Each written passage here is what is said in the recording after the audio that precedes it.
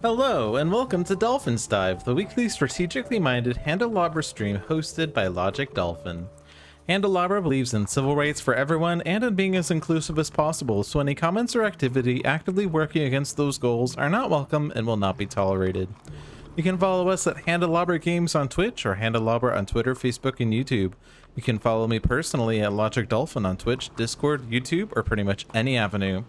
Sentinels in the Multiverse, Sentinels of Earth Prime, Bottom of the Ninth, One Deck Dungeon, One Deck Galaxy, Aeon's End, Spirit Island, and Horizons of Spirit Island are all available on Steam, iOS, and Android devices, with the exceptions of One Deck Dungeon, which is also available on Switch, and One Deck Galaxy, which is available in early access on Steam. You can find more information on those games at handelabra.com.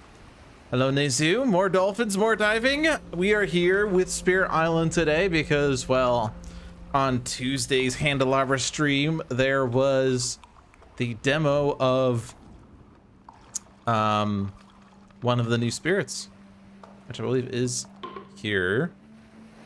I forget what its name is. We'll know when we see it because it's going to be a different spirit than what we're used to. Vengeance is a burning plague. A different spirit altogether. So what is this? High complexity. Setup. One of your presents starts the game already destroyed. Put 2 presents on your starting board. 1 in a land with blight. 1 in a wetland without Dahan. Dahan. Sorry, wrong emphasis. High on offense. Slightly high on fear. Low on control and utility. Playstyle. Not so powerful early, but can be a late game juggernaut, especially if things are going badly. Blight adds to its damage, and its presence being destroyed adds disease. You may even want to engineer these situations, which can make other spirits nervous and be risky if things go poorly. Faces a variety of trade-offs, which innate to focus on, and whether to use disease to stop builds versus keeping it on the board for fear or power use. Hello, Barth. Yeah, so Vengeance is a burning plague. Special rules. The terror of a slowly unfolding plague. When disease would prevent a build on a board with your presence, you may let the build happen, removing no disease. If you do, 1 fear. Lingering pestilence. When your presence is destroyed by anything except a spirit action, add 1 disease where each destroyed presence was. Wreck vengeance for the land's corruption. Your actions treat blight on the island as also being Badlands. See, Badlands is this new thing here.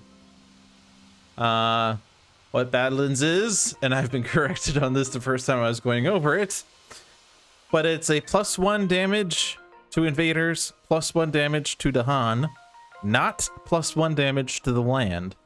It only affects living things. The land is not living, although it sort of is living with the spirit, isn't it? But that means that Ravages will deal more damage to Dahan, but Dahan counterattacks will also deal more. And we can damage the invaders more. And with this special rule, Vengeance's actions can treat, well, actually, they not even can treat, they do treat Blight as also being Badlands. So that's what the back side of this, oh, that's interesting. If you zoom in and then flip, that's the card's going away. Oh no. Don't think you should be able to flip if you're zoomed in. That's what the play style here was saying, is that if things are going badly, this powers me up. Blight is Badlands, and destroyed presence adds disease, but only if it is destroyed by anything except a spirit action. So mainly Ravages or events or blight cards. If they destroy presence, then a disease is placed. So you cannot destroy a presence yourself and then be like, hey, I get to place a disease down. And also, disease is optional. We can let the build happen, leaving the disease on the board, if it's on the board with my presence, if I do 1 fear. But it's not do 1 fear, it's just 1 fear. Yeah, so innate powers, well, actually before we can get there, the growth options for the spirit. Can I not zoom in? Now I can zoom in. Is it because I flipped? Now I can't zoom in? I don't know. Well, If you zoom in and then flip, it's bad. Okay. So growth option 1, reclaim cards, gain power card, gain 1 energy. Growth option 2, add a presence to a land at range 2 with town, city, or blight, 2x. Growth option 3, gain a power card, add a presence or a disease, gain 1 energy. Interesting. You can add a disease with your growth option at the expense of not putting a presence down, which is interesting because that's automatic disease generation if you decide not to grow. Interesting. Power cards are only on growth options 1 and 3. Presence is only on growth options 2 and 3. You gain energy everywhere except for the middle growth option. Presences, we have 1 destroyed presence automatically and 2 that are placed on the board. So this is what the spirit track looks like. Can I zoom in such a way that I can actually see the... No? Apparently you can only zoom in on like corners. Interesting. That's very limited zooming capabilities. Yeah, so energy growth seems like you only get up to 4 energy per turn, but you get animal along the way. Card plays, you get up to 4 card plays, like with a fire along the way. Immediately like 2 card plays, which seems to be standard. But it takes quite a bit of time to get to 3 card plays, let alone 4. Innate powers. Epidemics run rampant. Fast power, range 1, targets a land with disease. This power's damage is done separately to both invaders and Dahan. 1 fire, 3 animal, 1 damage per disease.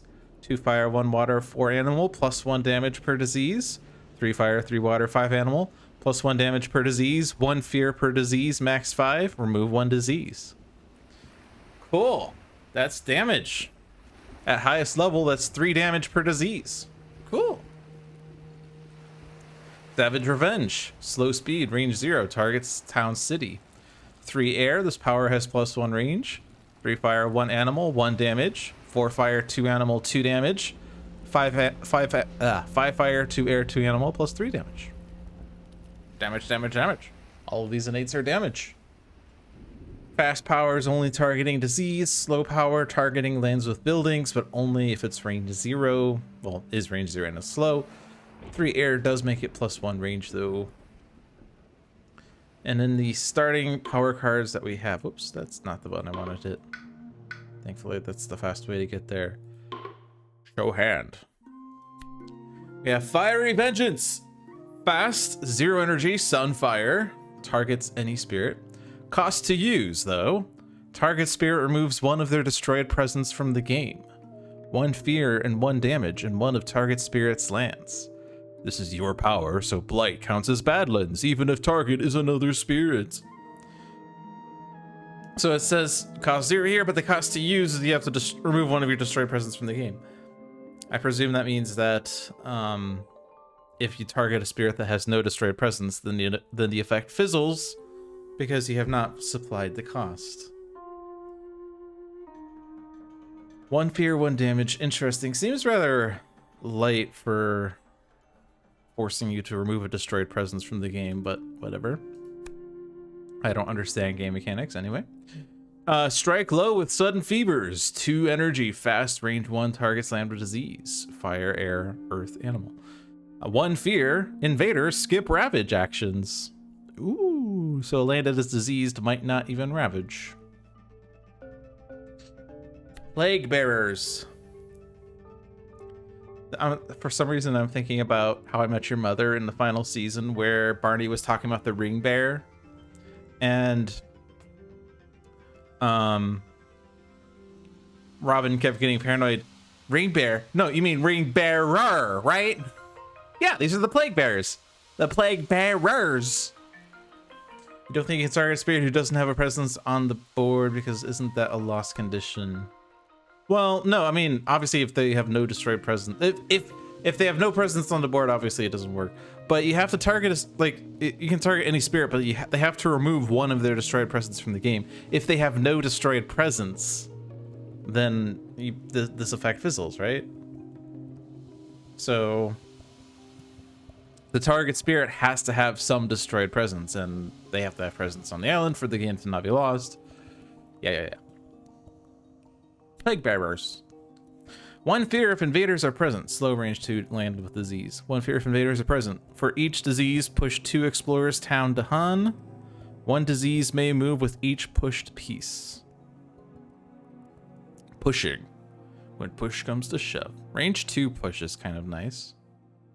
Has to target land with disease, which is why we have the special rule that we can allow lands with disease to build and preserve the disease so that these powers can actually work.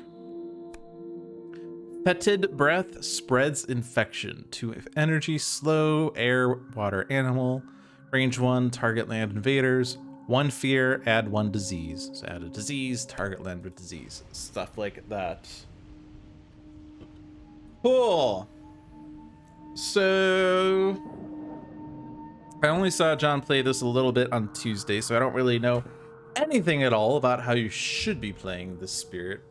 I do notice that 2 of these cards cost 2 energy, and you start with only 1 energy per turn.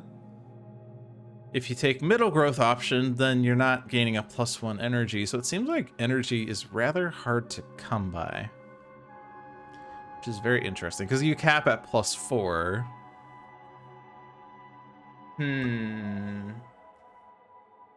Because usually, like, the MO I take for most spirits is get the 2 card plays, and then from there decide what to do. But it seems like 2 card plays might not actually be correct. Because, like say I do middle growth option to put 2 presents on the board, and I do like 2 energy, 2 card plays. Well, I only have 2 energy, so I have to play either Fiery Vengeance and strike low. Actually, it has to be Fiery Vengeance in any one of these 3. Which, I mean, on turn 1, Vengeance does have a destroyed presence, so this could target myself to deal 1 damage. If it's the land with Blight, it's +1 damage. And then one of these other cards, because you're not gaining a power card if you do that. If I gain power card, place 1 presence, gain +1 energy. Say I take for 2 card plays, well, either I'm playing a 2 energy card and a free card, or I'm playing a 1 energy and a 1 energy, but the next turn I'm still energy starved. I don't know. I don't know what the meta for the spirit is. I do not know. Nor do I want to know, because I don't really care for the meta. Because oftentimes when I just skim various posts and people are like, oh yeah, the current meta for Sharp Fangs is destroy all of your presents and make beasts. And it's like, no, that's not how I play. Am I playing this wrong? Clearly I'm playing it wrong if I'm not following the meta, is my takeaway. But I'm supposed to be able to play the way I want to, as long as it's the meta, right? Alright, so we're definitely going to play a game with Vengeance, which means I'm not doing quick play, so we have to hit new game. And let's click on 3 boards. Let's do any complexity and then any adversary. But let's agree that, and I forget whether the arrangement is, I think it's like 3 spirits would be 2 on top, 1 on bottom. So let's say whatever the bottom spirit is going to be Vengeance. Oh, well, I guess it's sort of not really top and bottom, but that means, I guess this is bottom most, so this is now Vengeance. I say this because I like to play random. I don't like to strategize about what the spirits you should bring in are, because that is going to make you only play the same spirits over and over again. For instance, I'll only ever play Ocean because Ocean is strong AF. I'll only ever play, like, Serpent because Serpent is strong AF. I'm gonna play Keeper all the time because Keeper is strong AF. I'll always play board B because B is the best. So yeah, we have Bringer, where my powers never cause damage. We also have the Rising Heat of Stone and Sand, where my sacred sites make invaders have -1 health, along with my Vengeance, which doesn't have any sounds yet, so. You like pairing Ocean with Bringer. Yep, that's one of those classic ones. Also, Ocean and River. River pushes a lot, so that's really good. But Bringer is nice because you can combo, like, you can damage a town and the coast, generates 2 fear, pushes the town, push the town into the ocean, the town drowns, generates 1 more fear, and also energy to Ocean. Adversary that has been given to me is Sweden.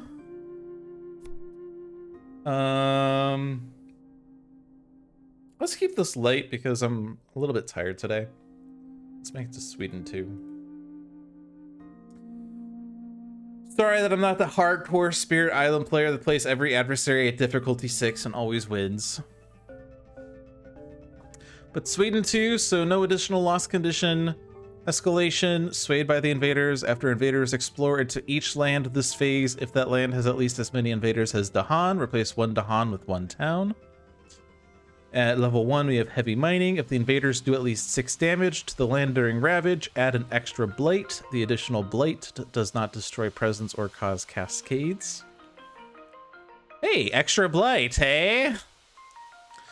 And level 2, population pressure at home. During setup on each board, add a city to land number 4. On boards where land number 4 starts with blight, put that blight in land number 5 instead. So we'll see. I don't actually know. Oh, I guess we can see setup icons here. Interesting. So the blight starts in land 4 on this board, which means it's going to move to land 5.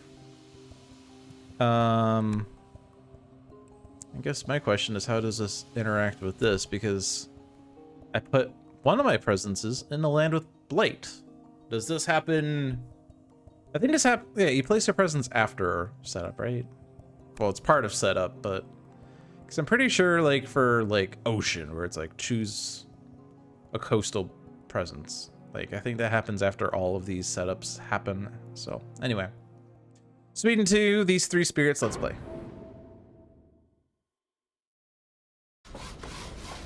Yeah. So the blight moved.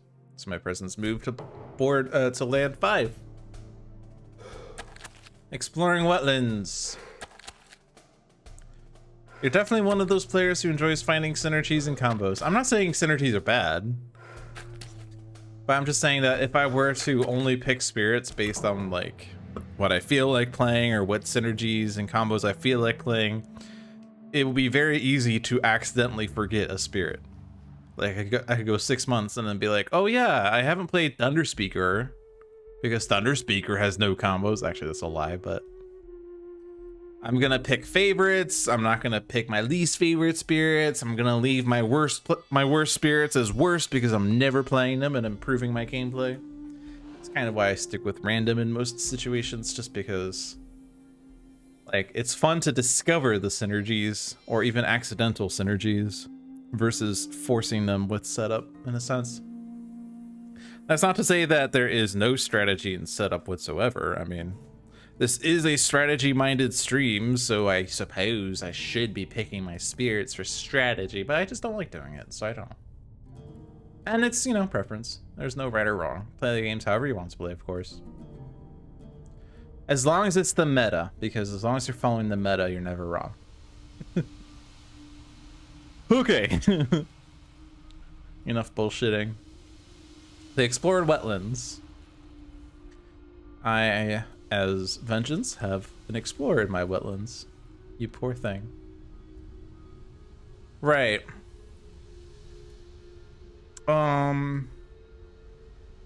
Rising Heat is starting at E6, which has no buildings in it, which is annoying, but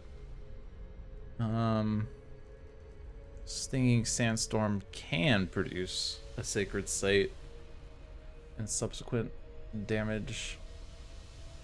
I kind of have to remind myself how Rising Heat plays because it's one of those newer spirits, which means that it's less, I don't know, I don't think well known is the right word, but I have less experience with them, I think is just all I have to say. Hey, it's energy. Energy would be good for Vengeance. Paying energy to do 1 damage is probably too much, though. So the only change really is 6 damage as extra blight, as well as the escalation. This other change was a setup change, so yeah. So like E4 currently, if that builds and ravages, that's a double blade. So is E7. So those are the ones that we really need to keep an eye on. Everywhere else, they're just building a town, although 3 of those have Dahan in them, so we might want to either gather those out or defend them. So Bringer turn 1, we could try to get a major doing the Dreams of the Dahan plus call on Midnight's Dream combo. There's no other Dahan gathering, is there? We can skip a Ravage / build. That's a way to deal with stuff. We have a slow gather. And we have a skip Ravage. Skip Ravage could be good to stop one of those things from happening. Although Vengeance would probably have to stop it on this board unless we're spreading out. We could place a disease with my growth and that way stop a build that way. Although, in so doing that, I don't actually grow. Could also let them place the disease and then make that Ravage not happen, which is kind of not really forwards movement. Let's think about, like, so if I'm gonna do like Fiery Vengeance in one of these two cards, what does that do for elements? Seems like elements are rather hard to come by. I get an animal on my energy track, which is kind of important because every single one of these requires an animal with the exception of the plus range. We also get a fire down here. We only ever get 4 card plays and the highest one requires 5 of each element. So that's really interesting. Kind of forcing all of your cards to have the correct elements then. But yeah, since we're like, if I'm doing either this growth or the middle growth and doing 2/2, then I'm not getting an extra element, which means I'm not actually going to have a third element. So actually there's no reason to consider innates. I guess there's a possibility I could take double growth for fire, but then I only have 1 energy, so there's like, yeah. I guess if I do, actually no, I can do Fire Vengeance and Plague Bearers. Does that do anything if I get the fire? Yeah, it gives me damage per blight. But there's no blight on the board yet, so that's wasteful.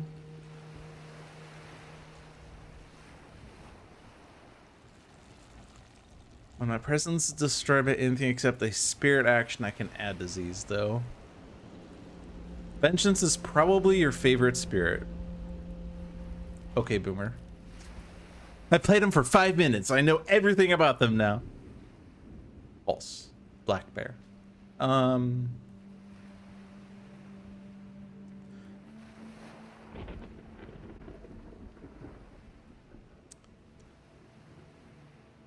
Yeah, so I guess let's do like the 4 Dahan major power thing.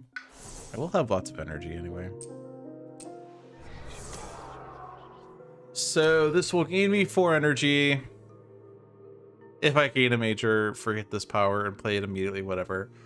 I mean, I could play a 10, up to 10 energy. Wow.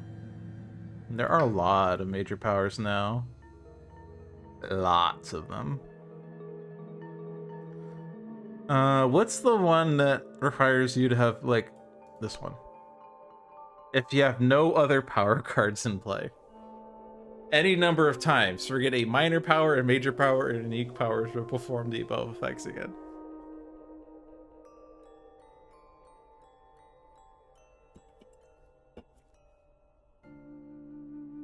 Interestingly, if Bringer takes that,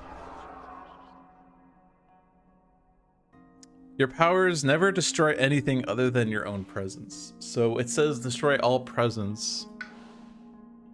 I'm looking at this like way down, like it's not close to happening, but it says destroy 1 presence from each spirit, but Bringer's like, nah bro, just mine. You're all good. Also, the damage to Dahan doesn't happen. The 15 damage doesn't happen either, for that matter. The remove 2 beasts does, because it's remove, which bypasses destroy. Yeah. But hey, only 1 destroyed presence from each spirit. Or from Bringer instead of each spirit. Alright, so for Rising Heat. Could just skip the build, but skipping a Ravage in a city land seems valuable. They don't have plus damage because it's only Sweet and 2. But 6 damage is still too late, and that's in these 2 lands. We could certainly use that next turn to stop a Ravage. Better to skip the Ravage than to build in this case, I would say. Normally skipping build is better because then you don't have to worry about the Ravage. But if you're going to worry about the Ravage, I guess blocking the Ravage is better. Skipping the build prevents 1 Blight. Skipping the Ravage prevents 2 Blights, so. Is it intended that the power that Bringer sets aside during Outcome Wave also doesn't destroy but generates extra fear? Yes. Because that power is considered as if it's played by that spirit, so it has the special rules that come with that spirit. And for purposes of targeting, it assumes that every land has a sacred site from that spirit, which is significant for Thunderspeaker, which, you know, if you decide to set aside Manifestation, then you deal 2 times Dahan damage to all invaders in the land, or not all invaders, but you know what I mean. And the sacred site also counts for, like, you know, range targeting purpose. Yeah. So if there's a power card that says target a land that doesn't have your sacred site, well, that's going to be bad. I kind of like middle growth option. Get 2 card plays, but also revealed Earth, maybe? I only have 1 energy, so my 2 cards are these 2. Is that reasonable? I will not have 2 air. I will not have 2 earth, so it doesn't really do anything for that. I guess I could do Stinging Sandstorm, actually, instead of calling Herders. Which will give me 2 air and 2 fire. So I will do 2 damage to explorers only. But I also get 1 damage, which at my sacred site, invaders have -1 health. So if I place this presence, and it has to be in the sands or mountains, which is not a wetland, so that's actually bad. On the other hand, is there a sands or mountains where there's a town? Yes, like F8. All the other mountains are cities. Actually, I mean, all the mountains are cities. Not all of them. This one's not. Yeah.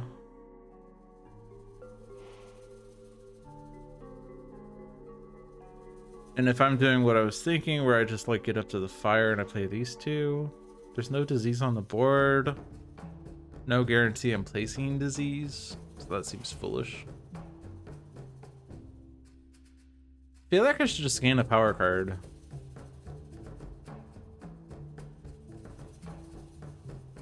And then go from there.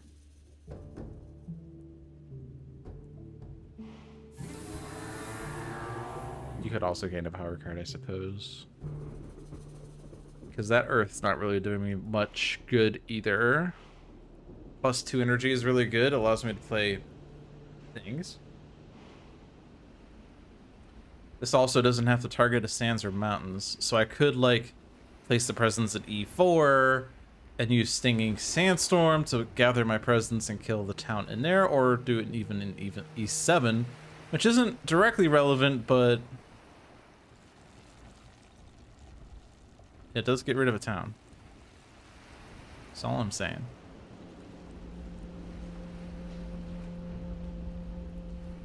Now let's do this one.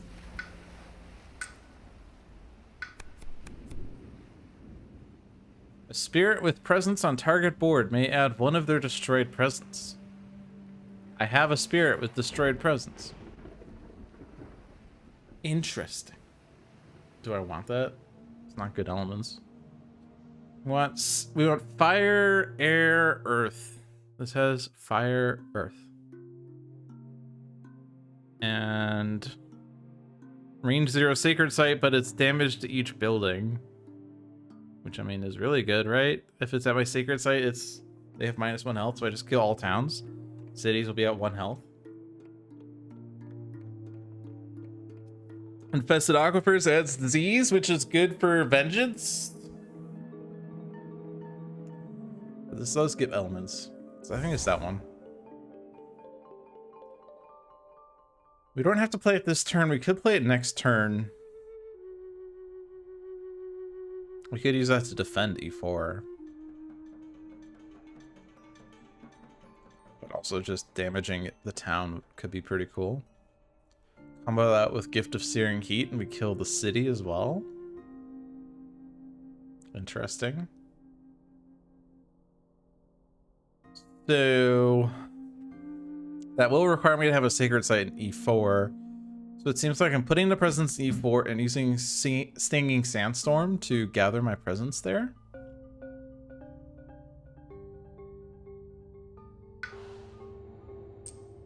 We're doing it this way. If I do this, I will have to make sure I can pay 1 energy next turn in addition to Quicken. So like if I play Sweltering Exhaustion this turn, which I wasn't planning on, it wouldn't really work if I could do this one. Doesn't give me any thresholds, but that's fine. Gathers Dahan. Cool. And then Vengeance. Let's see what you got for power. Rights of the Land Rejection. Dry wood explodes in smoldering splinters. Does not target wetland. Bat Scout for raids by darkness. Reach Dahan, 1 damage to buildings. Hey, gather Dahan. Damage buildings. Sacred Site.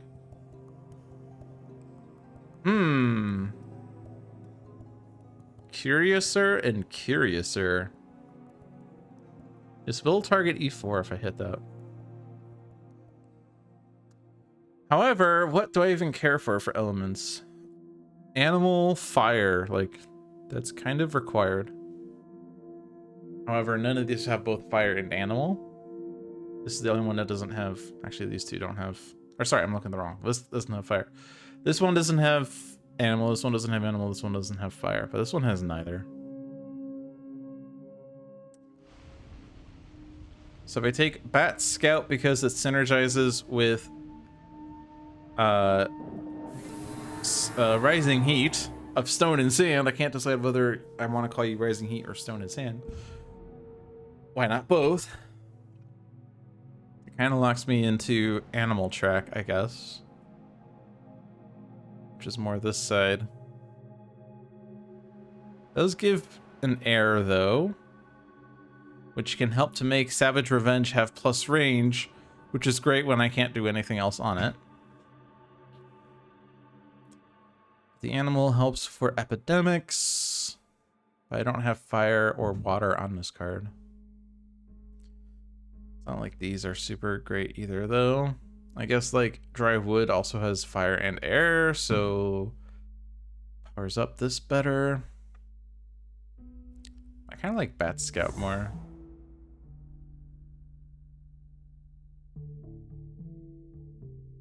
So if I place a disease, then obviously I'm not growing, and it seems bad.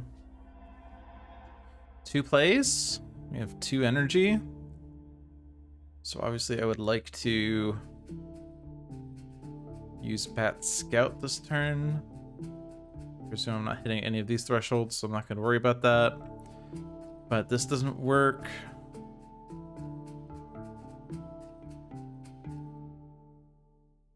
I could use this to stop the F7 build. Seems expensive.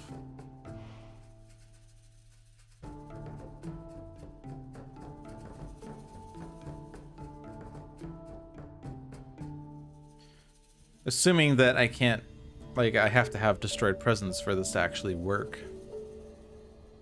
On the other hand, do I have any other plan for F7? Not really.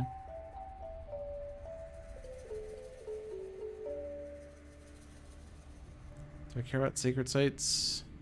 No. Oh, there are disease on the board. What am I talking about? There is disease. There is disease on the board. 2E2H2. Duh. And all of them are gonna stay because wetlands. If it was F2 building, I could prevent it. Or I could let them build and preserve the disease. So I could use Plague Bearers. I don't have to not consider that. One fear if invaders are present. For each disease, push 2 things. The disease may move with each pushed piece. Doesn't really help when that's city though. Playing that just because I can. Just a 1 energy, 1 fear card. If they do explore that land, I could push the explorer out, but that doesn't really do much.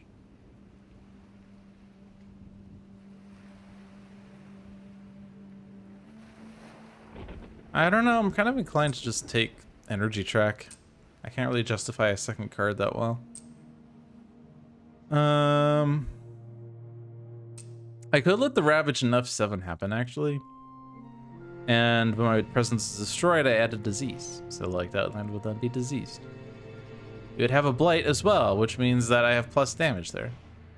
Yay!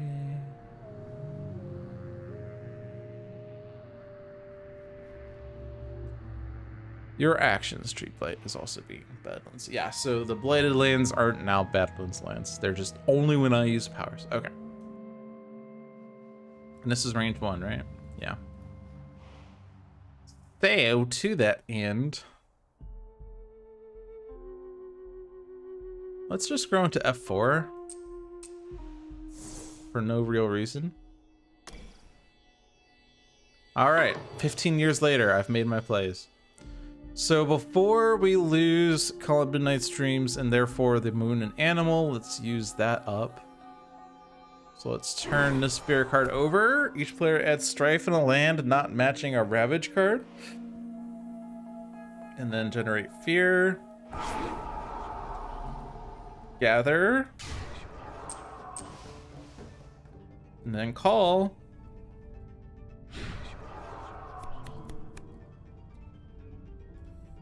Transform to a murderous darkness.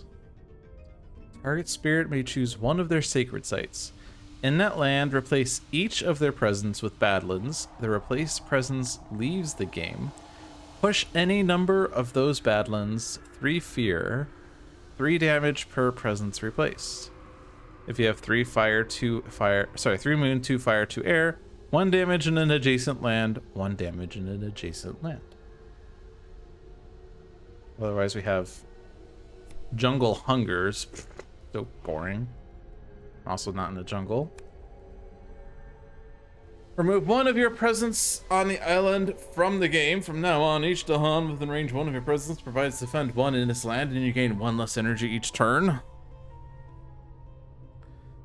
I had great fun with this with Vital Strength, and by great fun I mean I lost the game. Or I add a disease. Add disease, add disease, add disease, but range 0. Target land, jungle, wetlands. I guess H6 is a wetland. Oops. So I can use that to deal with the build there, I guess. But it's not really good elements. Like, transform to a murderous darkness. Like, that is elements. Moon, air, not animal though. I'm not gonna have the threshold on it.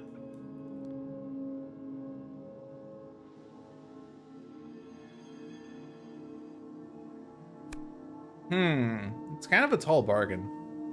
Replace in your land with your sacred site. Replace each of those presents with Badlands. Replace presence leaves the game, so it's not destroyed, so we can't do other things with it. Push any number of those Badlands, 3 fear, and then 3 damage per presence replace. Except this is bringer, so it's actually fake damage. The replacement does happen.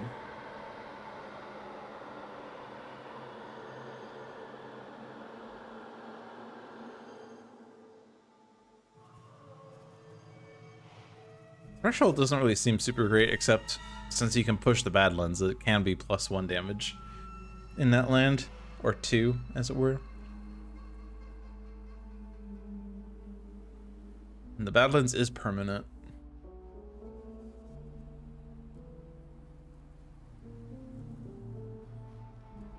So, like, that's better elements, but I don't really care for it.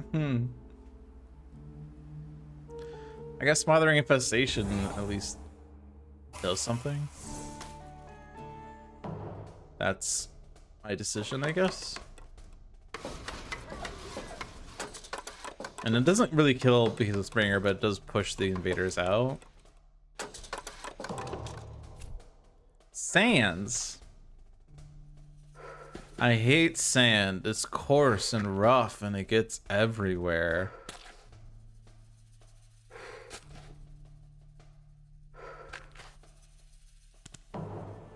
Okay, so let's do this thing. Gather. And kill you, I think. Or did I want to do that? No. Gather and then hit the city. Yeah? Then gather to Dahan.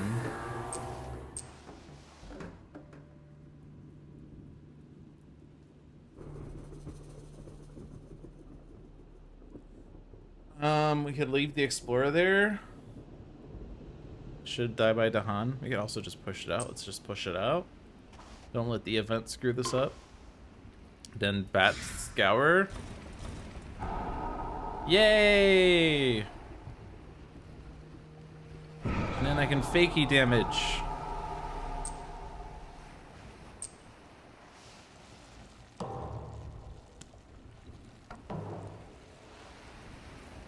Okay. You can move this, wow. I think I knew that at one point. Alright, so Bringer's growth options are add a presence to a land with Town City Blight. Wait, what? Okay. So these are the ravages that are still happening. Preventing H7 with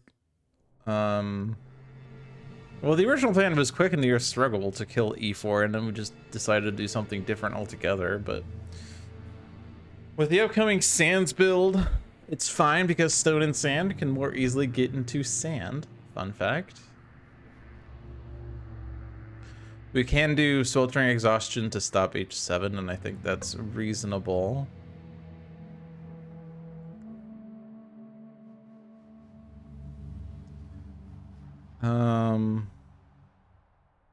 Strike low doesn't work when you don't have disease in the land.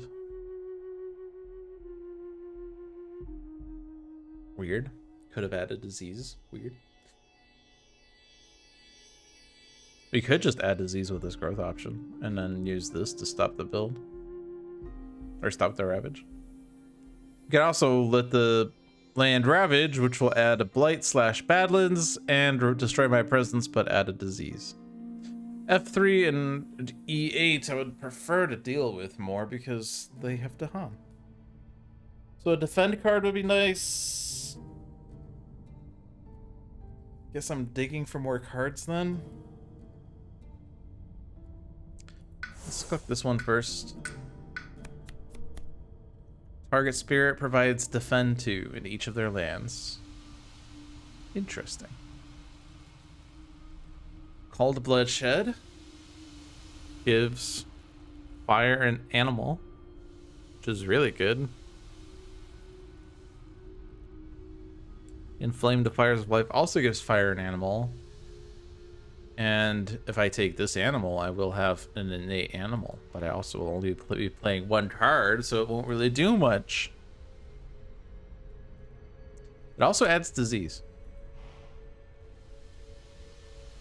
So this solves the immediate problems. This and this work better with elements, though. Am I gaining a power card with Stone and Sand as well? Those give lots of energy, and I don't need to be in Sands or Mountains just yet. I can grow there next turn and do my fast stuff. So let's see what options I have here. Sunset's fire flows across the land. Razor Sharp Undergrowth, range 0, but defends, but it destroys a Dahan. Rude. Allure of the Unknown does give a fire and an air, which is generally really good. Gathers and explore a town and land with no invaders. Which doesn't work for either of those two lands. That sucks. But it is free, which is nice. What about Bringer? Bringer. Power card? Anything that gives water and plant makes this do more damage, but it's not like super high priority.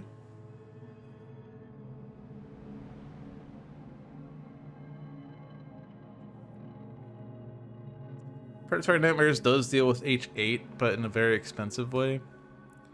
Dread Apparitions provides defend. We don't need it this turn, though. If I grow into... I guess I'm already range 1 from each 2. Could do more digging. See if I find something. We do have lots of energy, too, so we could gain another major.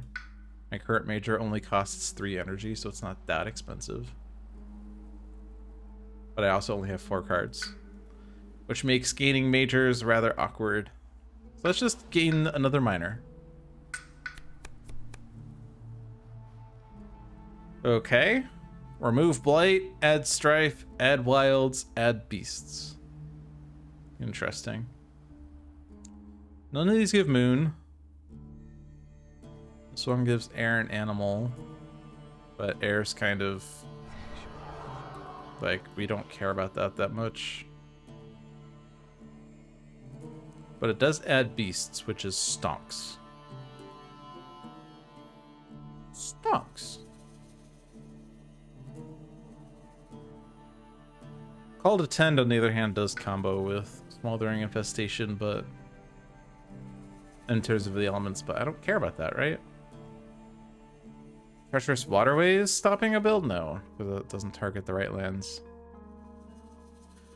Let's take Swarming Wasps then, and not be sure what to do next.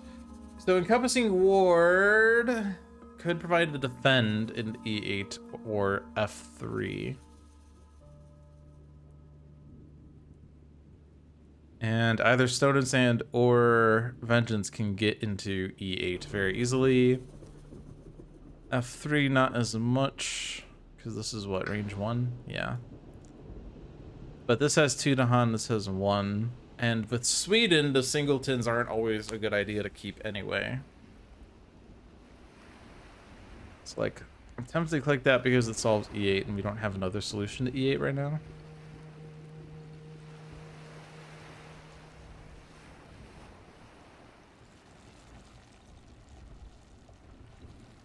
Wait, that doesn't kill E8 at all. Land with disease, there's no disease in the relevant lands.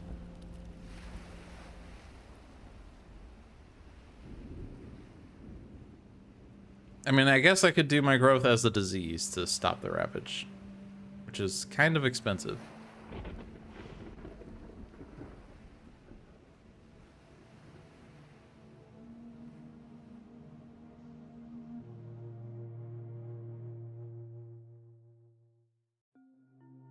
I'm gonna click this one. And that one was acceptable. Although it doesn't work for those 2 lands. Awkward. Get more energy. Well, not more energy this turn, but go up the energy track, gain Earths. Although, I'm not gonna hit this. So the Earth doesn't really do anything just yet.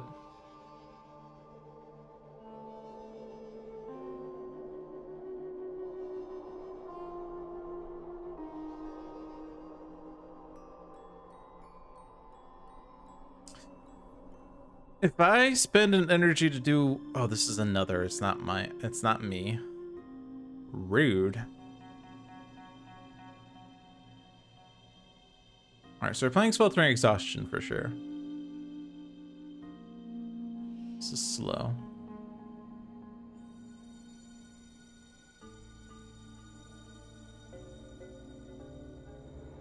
I guess I could have Vengeance grow into E6. Kill this Explorer. Well, the problem with that, like, I want to kind of create a space where this town can be gathered into, this town rather. But in so doing that, I make a city happen in E6, which is just worse, right?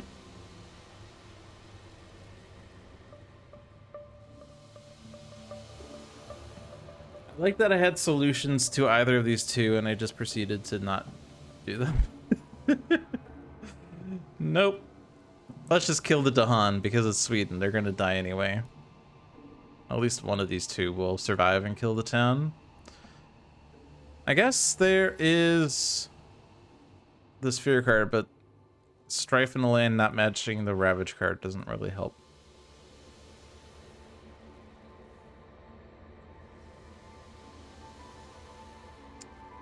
I don't know. I feel like we want you to get the 2 card plays this turn. And save this for next turn because then you could have 3 animals and do both.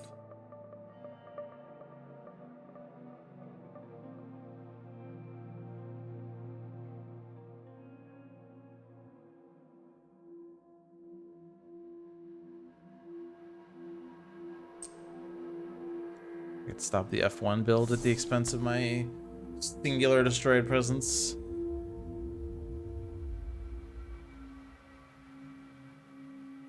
Got a Ravage, but there's no Ravage happening, right? So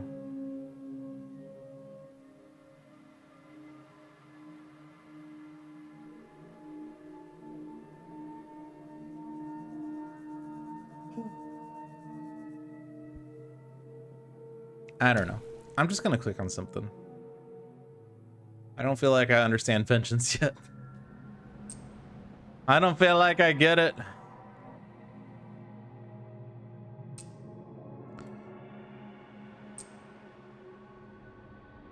I can get one of my presents destroyed and then Fiery Vengeance will work, but...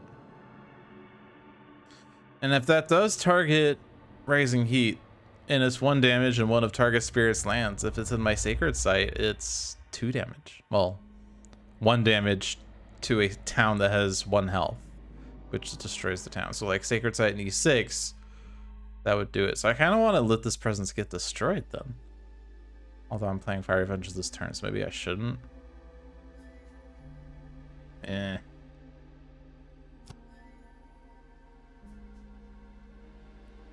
I don't really feel like that's gonna do that much though. So let's not destroy that presence then. I changed my mind. It was a bad decision.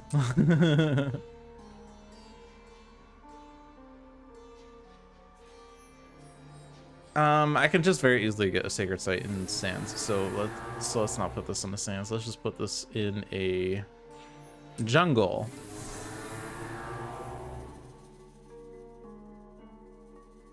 Still use this to prevent a build.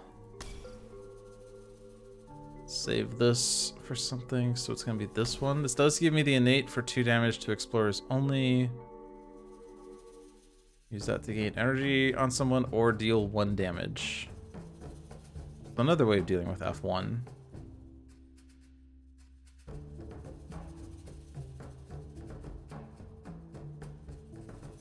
Maybe a better way. Presence. Go in H1. Preparatory Nightmares for H8. Dread Apparition's not doing anything this turn, but it can do something next turn maybe. So Storming Wasps for H2. I have like none of my innates except for 1 fear. Cool. Damage to explorers only, and no innates here.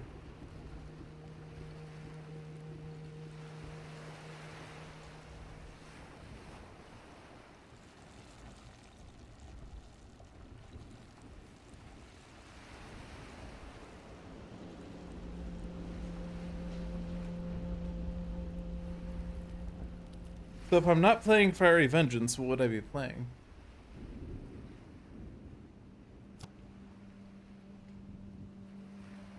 There's no Ravage happening in a land of disease, so it'd have to be Plague Bearers.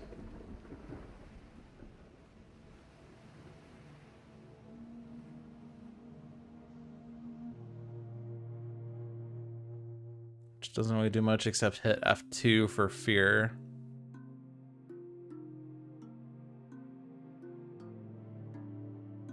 Doesn't unlock any elemental thresholds. I guess I could have just taken the animal this turn if I'm not playing a second card. Not that it does anything, but still not sure what I'm doing here. All right.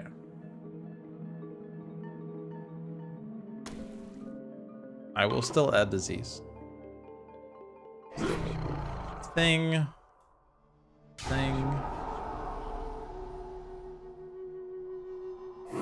Going into the land with blight. Not really that great. Energy / damage. Oh, right. Yeah, we're doing that for damage. Okay. On each board, add explorer to a land with disease. Beasts chase off homesteaders on each board. Push up to 2 explorers or 1 town from a land with beasts. Raiding and retaliation on each land with buildings. 1 damage per Dahan. Then each surviving building deals 1 damage to Dahan. Defense / strife apply normally. Well, that's interesting. Add explorer to a land with a blight on each board. So forced. Actually, all of this is forced. Push up to 2 explorers or 1 town from a land with beasts.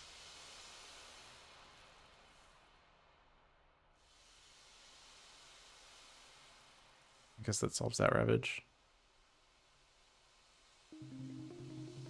So there's only 4 beasts on the island. This one doesn't have anything. And then each land with buildings, 1 damage per Dahan. But then surviving buildings deal damage back. But only 1 damage. Kinda sucks for E8. Because 1 damage to Dahan kills all the Dahan in there. Actually, no, cause it's fine for E8 though, because 1 damage per Dahan, the 2 Dahan kill the town. So actually, no, that's fine. And F3 was dying anyway, so that doesn't change anything there.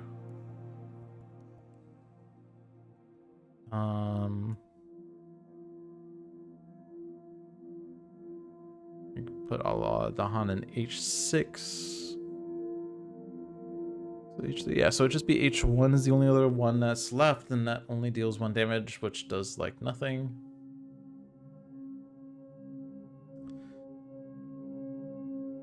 Okay.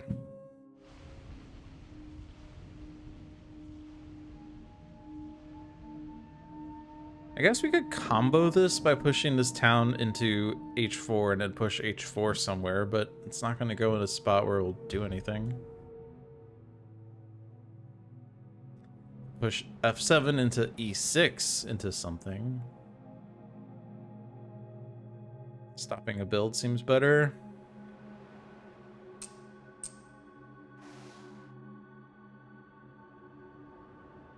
Stopping this blight seems fine.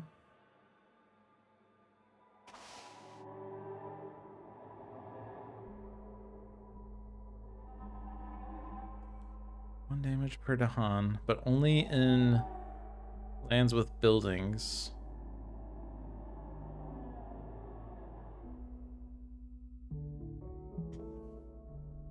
So only H1, except that Dahan is already just going to kill an explorer, I guess.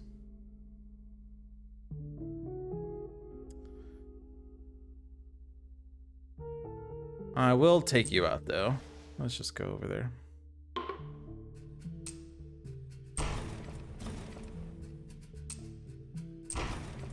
That does something. That does something. We get Strife in the land not matching the Ravage card, so I could Strife H2 and then that Ravage next turn is solved. Not really anywhere else because they're building in other places. Can't target any wetlands with this. This is not France, so we don't have slave rebellion to consider. Did I prevent this? Or did I not prevent this? I think I... Oh, I didn't play this. Okay, H7 is happening. Whoops. But this is solved. This one's not. This one's solved. Whoops, I screwed that up. It's okay, it's gonna put 2 blight, which means that Vengeance deals more damage, right? Right? Let's just put this in, like, cities, right? Like, why not?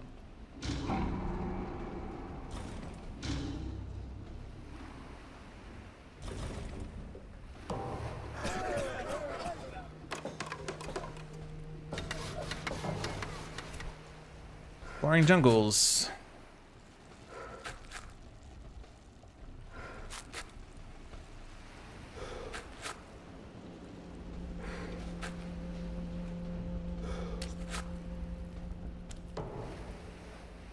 Alright, so if I were to put a disease here, could then use strike low to skip that ravage, which stops 2 blight. That's a thought. Alright, so our nightmares is always happening here, right?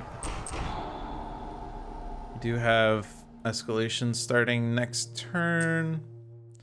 Just go in Blight Town. Nothing scary about that at all. Damage to explorers only. That actually kills everything in E3. Not bad.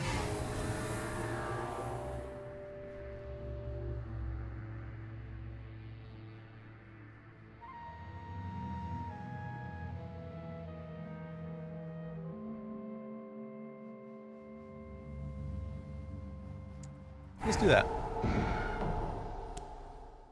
Stop that ravage. Now, I don't really think I care about swarming wasps, so I'm willing to gain a major and forget swarming wasps. So I shall. Bloodrock Plague!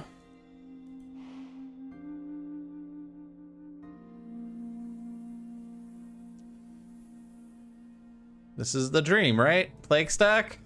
Plague stack? Plague stack? Vengeance is a burning plague stack? Add 2 disease for each disease in target land. Defend 1 in target and all adjacent lands. So what ravages would that solve? None?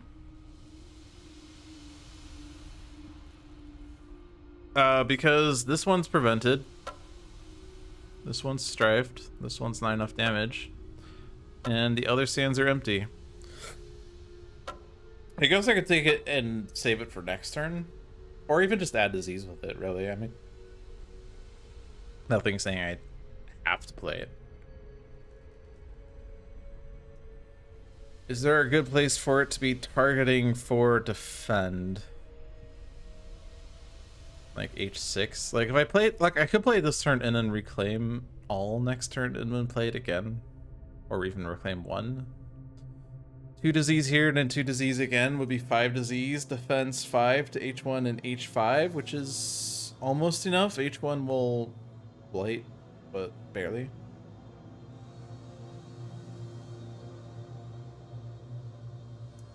Flow like water on the threshold does bring cities and blight, which is Badlands, to vengeance.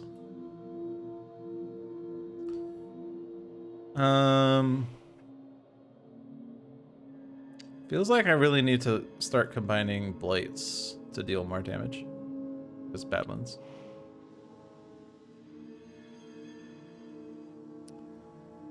Like H7 is bad news for the invaders whenever vengeance decides to deal damage in there.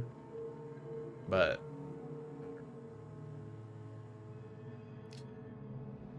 if I get to 2 card plays, I can definitely do both here. Add disease, add strife, 1 fear.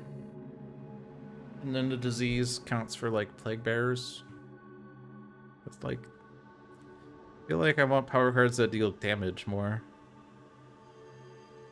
Although there's not much. I guess if I get a 1 damage power that kills everything in F5 because of the Badlands. The pseudo Badlands, also H5.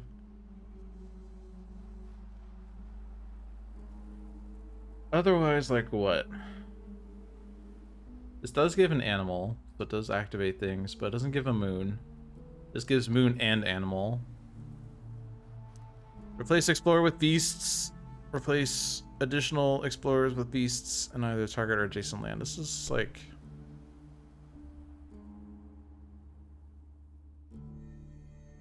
This very well could have just been a Sharp Fang's base card. 2 energy and it doesn't do that much. Feels like a base card.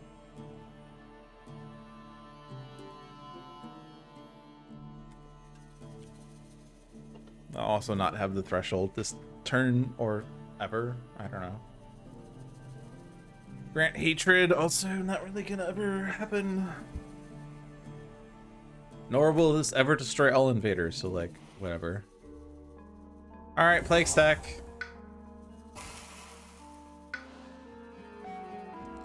Plague stack, plague stack, plague stack.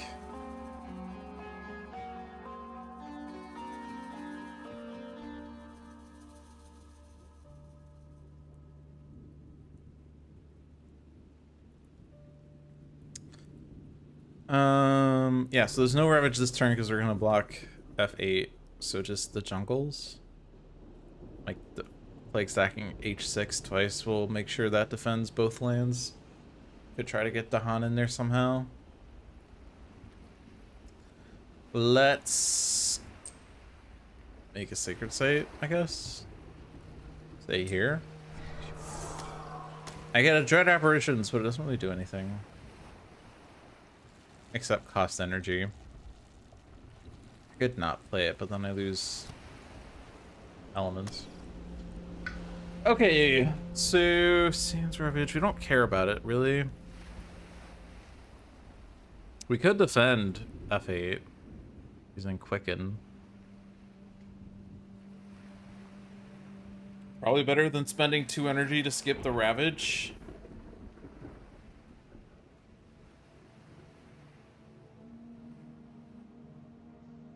Although this also spends 2 energy to skip our Ravage, but I can skip a build instead, which is funny.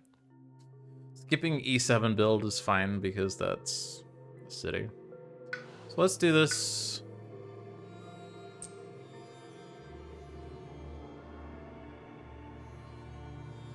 Let's just do Sacred Site in that, because we need a Sacred Site anyway, yeah. So let's do that. Definitely get the Earth.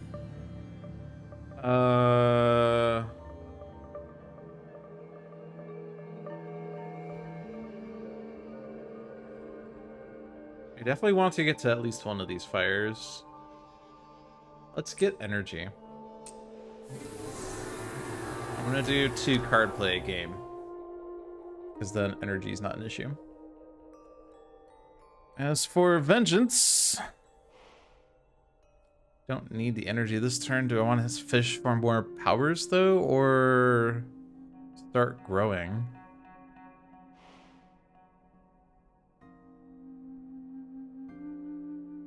Kind of would be nice to grow.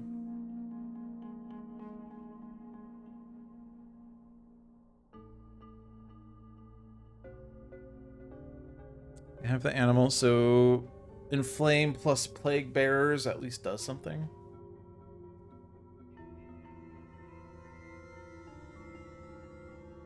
Strike low, but no Ravage matters this turn, and this doesn't give me the animal for Inflame.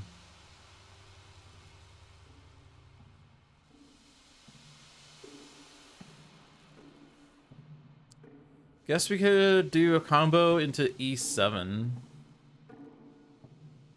Inflame into E7, Strife the town, add the disease. The disease pushes 2 explorers. So then the town is strifed. 2 explorers move away and that Ravage is solved. Could also do it in F5, which might be a better place because that's blighted. Unless I could somehow deal damage. It's a dream. Because I will have this. And I land with disease. 1 damage per disease.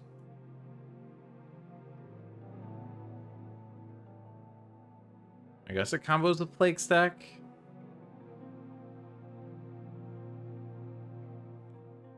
I mean, I don't have to Blood Rack Plague here. I could Blood Rack Plague anywhere range 1 from my Sacred Site, which isn't really that far.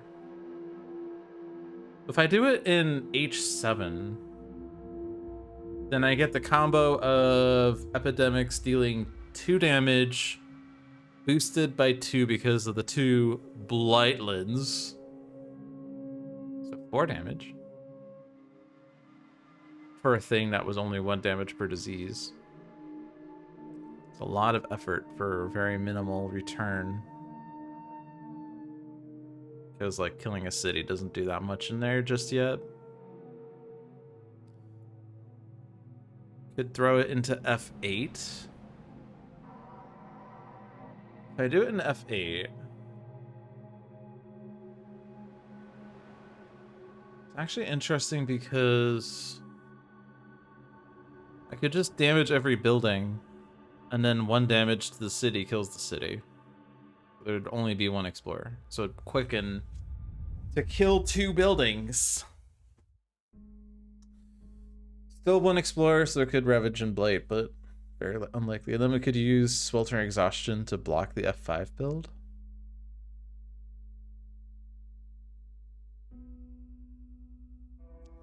And then still do like Inflame and Plague Bearers in E7. Solves that Ravage. This one very easily dealt with at that point, right?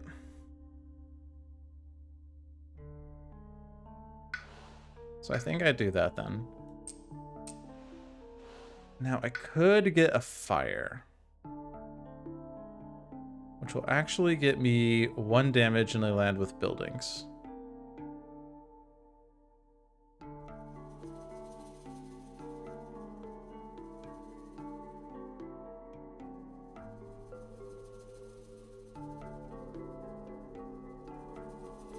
Not really that helpful. But hey, I have thresholds. Yay. Okay. So, damage the city. 1 damage each building. Kills 2 buildings. Generates 3 fear. Oh my god, quicken your struggles. That's such a good card. Stop this build.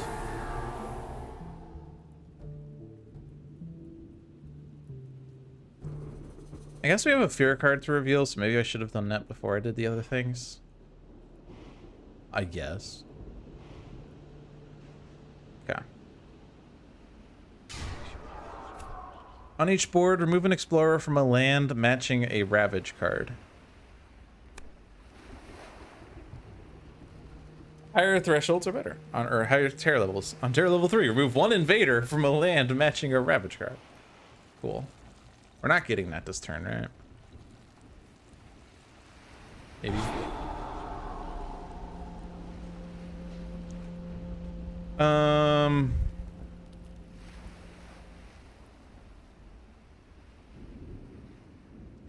I guess I could throw defend in a land. Actually, it has to be this one because it has to be with invaders. Because when I'm doing plague stack here, it provides defend. I guess it doesn't generate fear, so it doesn't actually matter.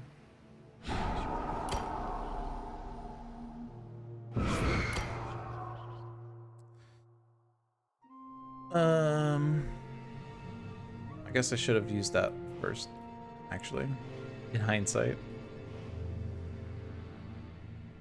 Because then I could do this. This is like the only land I can target with Night Terrors. Okay.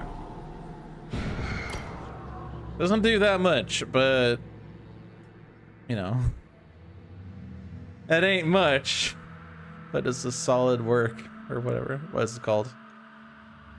It ain't much, but it's a solid day's work.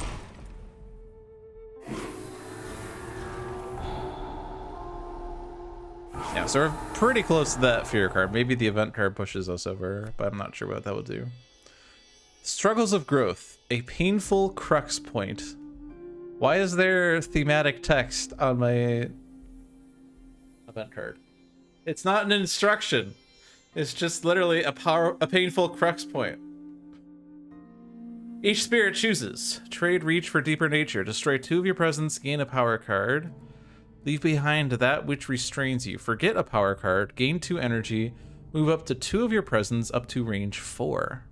Interesting. Irregular outbreaks. Ignore disease during builds this invader phase. 1 fear per board with disease. Aha! I have disease. Careful defense. When invaders ravage, if the land has Dahan, defend 2. Well, we will have destroyed presence. That's the good news. Destroy 2 presence, gain a power card seems pretty good, honestly. Alternatively, moving 2 of Stone and Sand's presence up to range 4 allows him to put himself in a position where, like, he could make a sacred site. Like, if I do it in E7, we do have this damage that wasn't doing anything. But if I create the sacred site with Stone and Sand in E7, which, by the way, Stone and Sand has a hard time getting sacred sites in not sands and not mountains, so this is a prime opportunity to do so, then we could utilize Savage Revenge to kill the town in E7. Kind of means that Inflamed isn't actually going to do that much, but I guess we don't have to inflame E7, but I guess the inflame in E7 was for Plague Bearers anyway. It does require you to forget a power card, but I guess we have, like, we have things.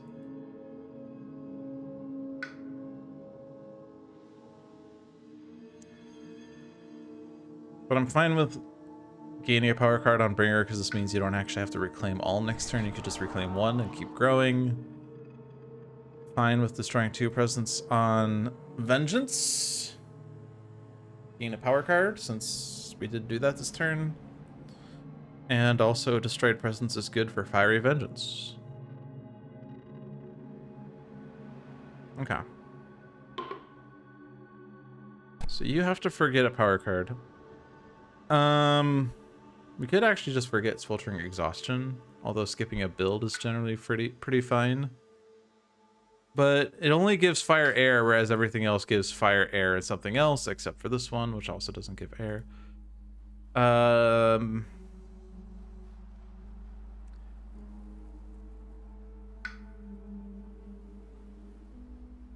can also forget Lure of the Unknown, but I kind of like that one. So let's forget Sweltering Exhaustion then. Since I'm past the, I don't have the elemental thresholds anyway, so it's not going to do anything. So let's see. Oh, that acted as a move, because of course it did.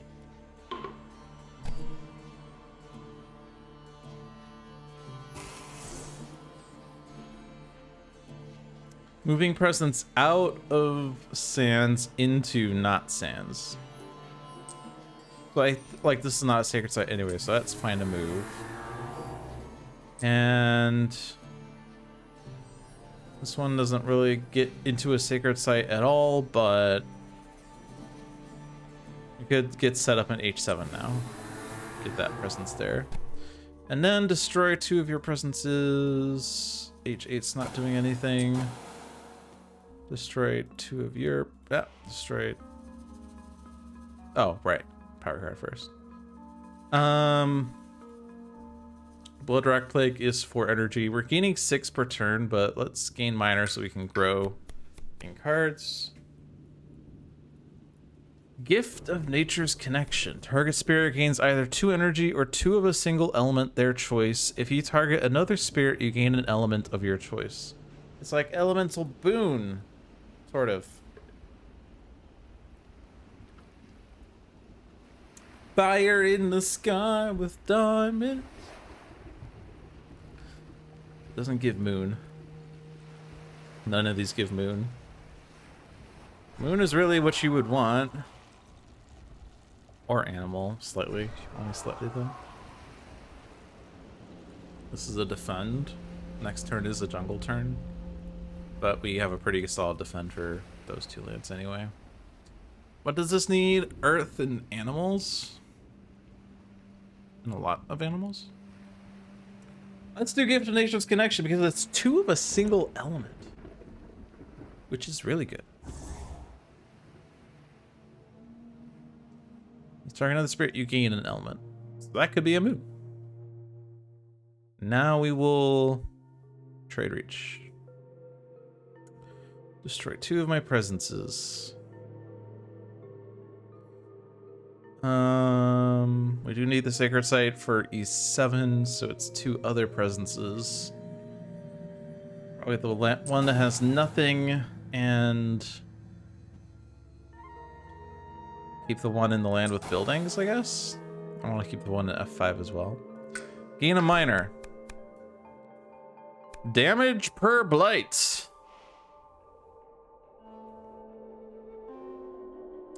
Damage per blight. But your actions treat blight as if they're badlands, so not only is it damage per blight, but the damage is increased per blight. It's pretty cute, actually.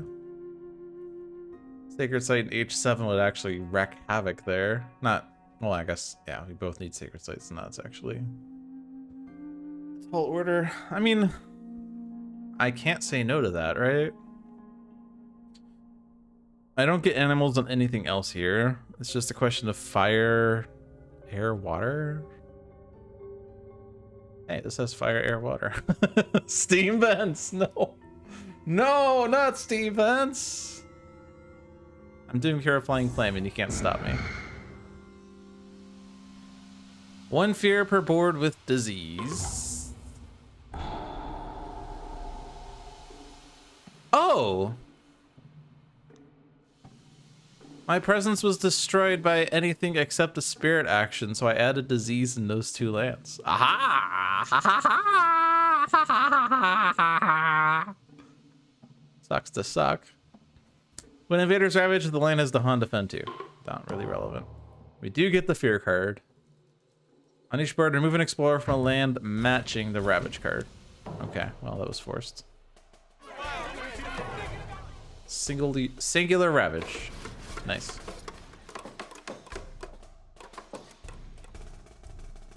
And then this is... I honestly have no idea where. It'd be nice if it... Oh, it's here. It's flashing. That's why. Okay, it's flashing here. Of course, now I moved away. It's not flashing. But it wasn't ravaging, so we might as well skip the build, right? Oh, they're building at E7. Oh, I guess now the Strife does do something. They converted the Han in H3. This is the escalation turn, I guess. It's the only conversion? Okay. Yeah, so this still does something then, because I can Strife... I can do both, yeah. Strife the city. Then I damage the town, which kills it, and then I push the 2 explorers.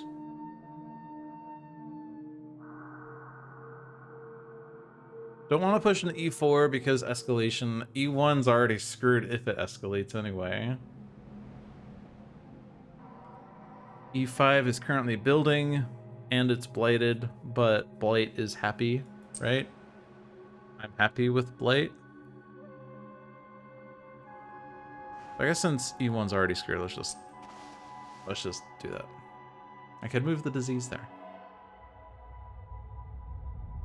Sure.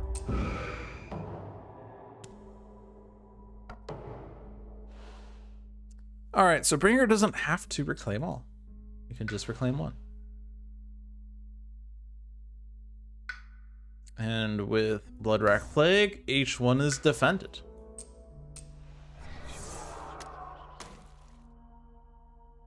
And Gift of Nature's connection on another spirit gains a moon on Bringer.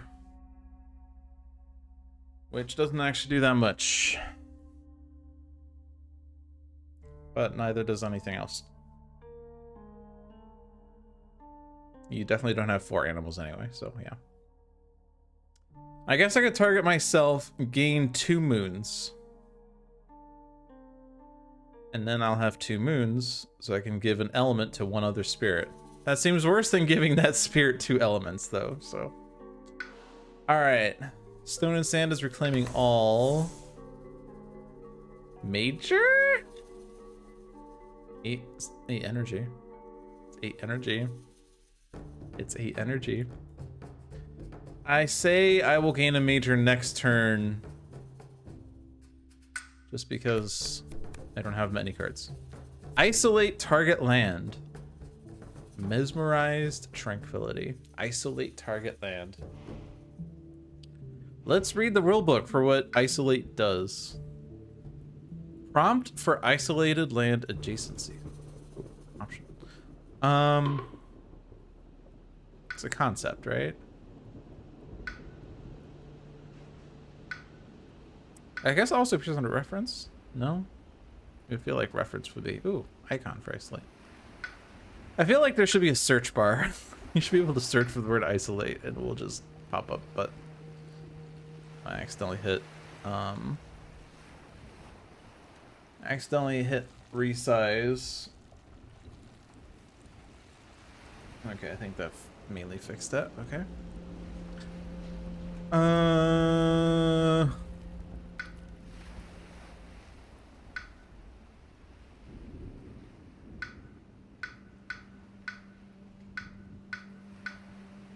I'm just looking at the top because I'm going to assume isolate is its own. No? No? Oh, glossary. There's what I wanted. Isolate. Isolating a land represents the invaders being incapable of traveling. Invaders do not explore isolated lands, and isolated lands are not a source of explorers.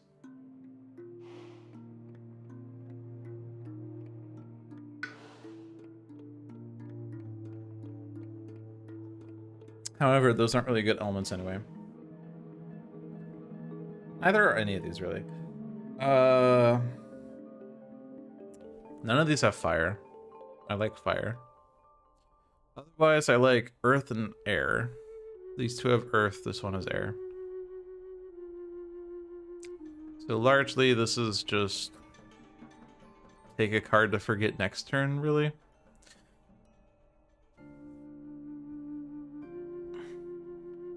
Presumably, I play this card this turn so that I kind of maximize the number of cards in my hand after I forget it. So, Promises of Protection at least allows us to try to get Dahan to survive. But, well, they already explored mountains, so mountains is safe to move Dahan into. So I could like take these two singletons, move them into E2. Doesn't do anything, but it keeps these two singletons alive. I could otherwise gather into E7 to kill the city and the Ravage. It's already defended. Or into like H1. Do I have range? No. H5 I have range. Plague Stack defends that and kills everything.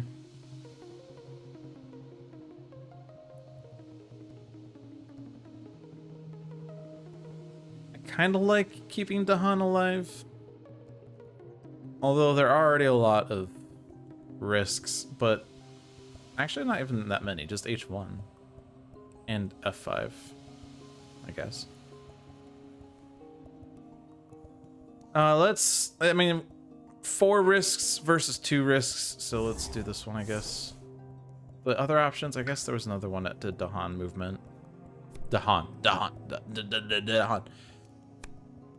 But, yeah. So let's play it this turn so I can forget it and not forget a card from hand. Just ideal, really. Mountain build. All the mountains have multiple invaders in them.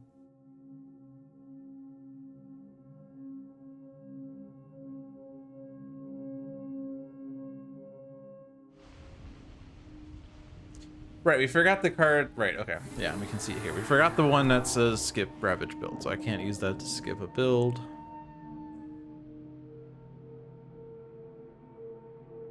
Not really much to do otherwise. Use Call on Herders to get this singleton to survive, or this singleton to survive, I guess. And it pushes things. Or I get my Sacred Site into H7, just set up for that destruction down the road. I kind of like that. You.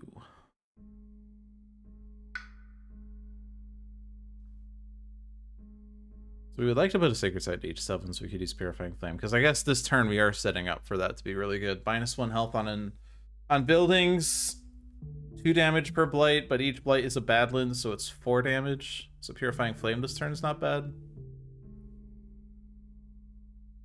And we do have a lot of Destroyed Presence, so we could set up for doing 1 damage in a land, which isn't...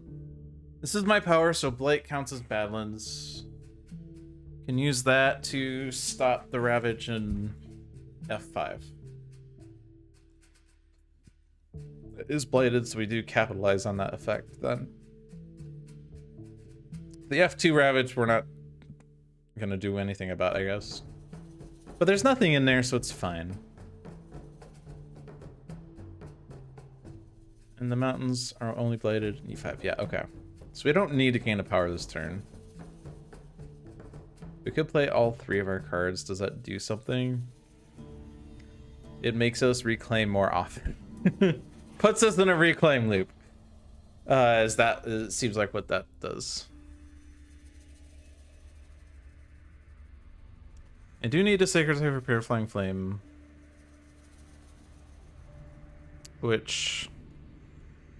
This is mine, right?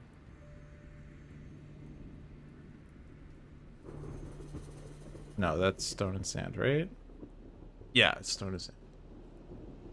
So I do need a Sacred Site for Purifying Flame, especially if I'm doing it in H7. So I do want to do this then. Is there a reason to do 3 card plays? This has a useless turn. Skip Ravage actions. I guess we could stop the F2 Ravage then. It's a blight. Does something, I guess. Playing my hand gives me 3 fire. 1 more animal. So I will actually hit the threshold for Savage Revenge. There is a place I could do that in E7 at least. I will not have the animals for Epidemics. I will have 2 airs, but not enough fires.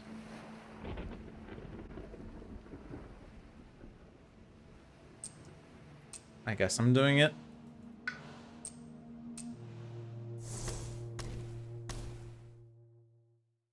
Savage Revenge.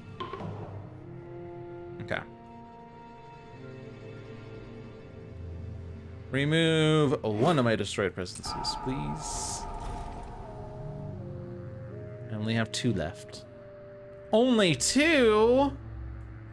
Oh no!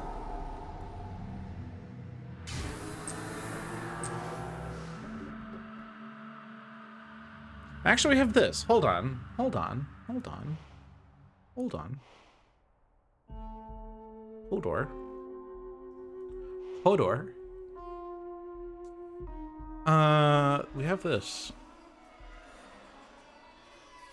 Gaining 2 animals doesn't work. Gaining 2 fires gives me Scorch with Waves. Gaining 2 animals doesn't actually do anything. Gives damage per disease. But not really any rich places for that. Plague stack, but this has nothing in there. They gain 2 airs. Power is +1 range. Doesn't really matter because we already have a place for it. Gaining 2 fires, I do extra damage. I guess I don't really have a place for it other than E7, huh? +1 range would allow me to hit F2. But I won't have the minus health due to Stone and Sand, so this would only be 3 damage to kill a city here, whereas it's an overkill city kill there, so... It seems like it's only really helpful to do 1 damage per disease or 2 damage, range 1 from a Sacred Site. And the ladder actually does something more. So I guess I could also give 2 energy on the spirit that has bad energy, but I like elements more. Gain 2 fires. And you can gain a moon because that's the only thing that does something. So now Night Terrors generates 1 more fear. We do not know what the next fear card is. Plague Stack. This is a protection. H1's actually not defended. Sucks.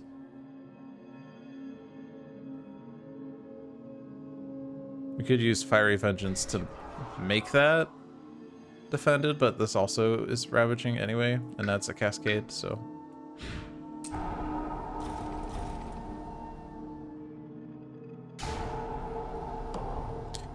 Come on, event, give me defend.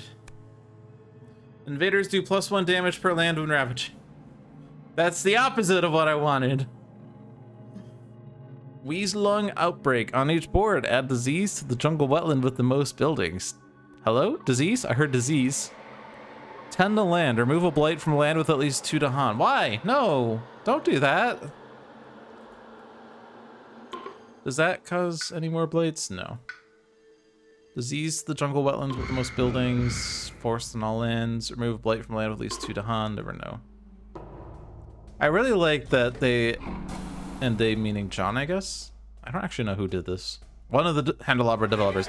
I really like that they added that resolve button because that's been one of my pet peeves with the events, is that a lot of these effects are just automatic, and unless you specifically set up your settings to make sure that event cards stick, you don't get a chance to read through them.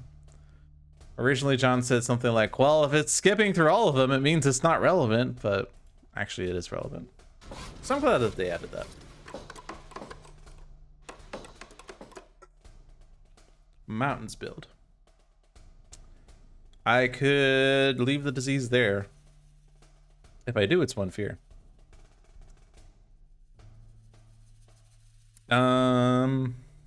Disease leftovers are good for epidemics, but I kind of like this build not happening. This land's already defended and it has 2 to Han, so. Wait, that was not the button I wanted to hit. Hold on. The wrong button. I do not want to allow the build.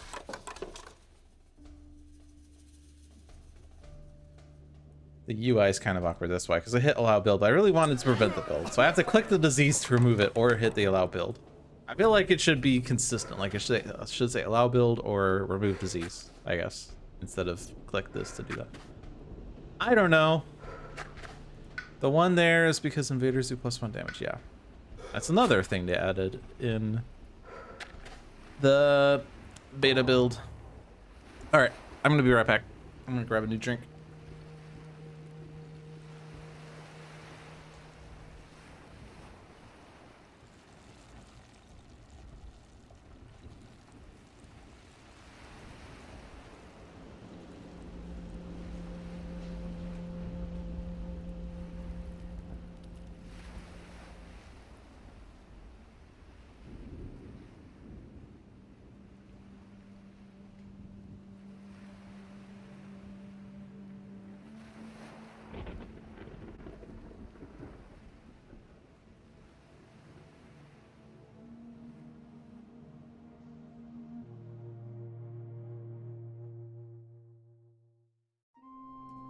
Logic returns.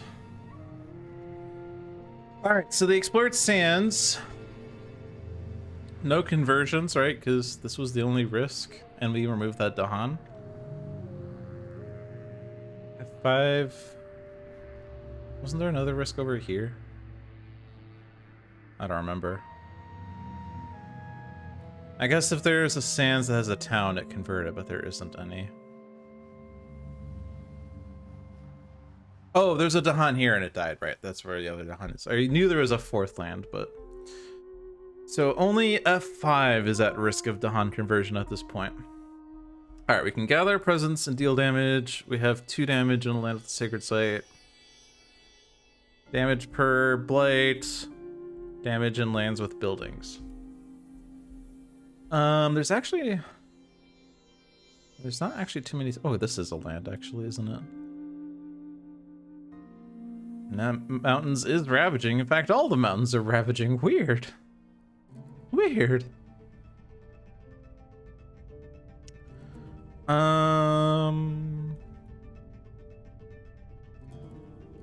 Oh, so I need to gather this presence, right?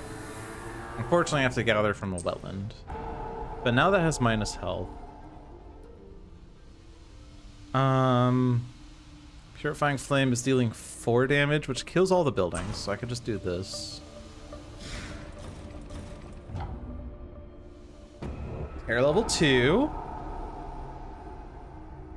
We still have 2 damage in a land with Sacred Sight, which kills that.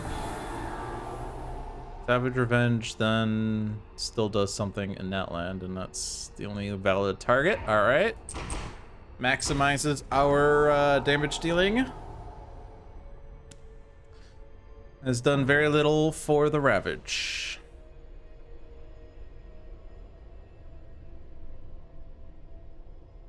Okay, so Bringers Reclaim All. Would be nice if I could Bloodrack Plague on F8 to defend 4 lands, but it doesn't actually defend all of them, or it doesn't do enough defend. Actually, I guess F7 also works. The problem is range. But in any case, this is a Reclaim All. And we do have 2 majors in my hand. I guess I'm not too happy with Smothering Infestation. It does add a disease, but it's slow. I guess I can get a new major and forget for Smothering Infestation. So let's see. Terrifying Nightmares! The Bringer card. The titular Bringer card. Otherwise, Trees and Stones or some shit, I guess. I don't know. But it has to be Terrifying Nightmares.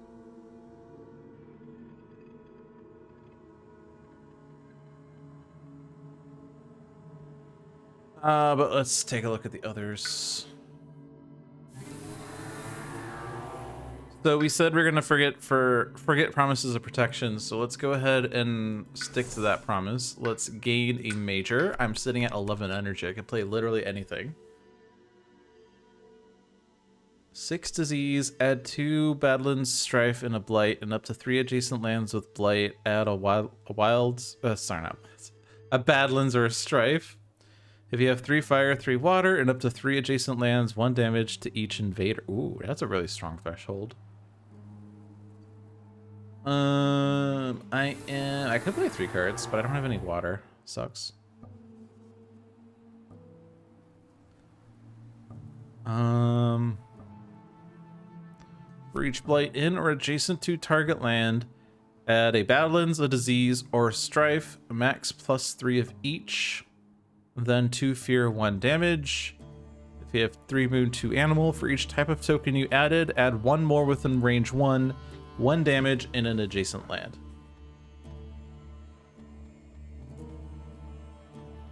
That's Blight. Or sorry, that's something that cares for Blight, huh? Cool. Well, let's see. So this adds a Blight, and it's also range 0. Up to 3 adjacent lands with Blight, you also add 1 token. So it's a powerful effect, but with great cost. And with great cost comes great responsibility. Or something, I guess. I don't know.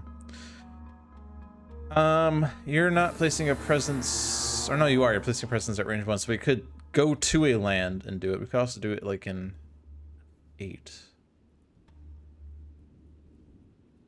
There's no adjacent land with Blight other than F5, though.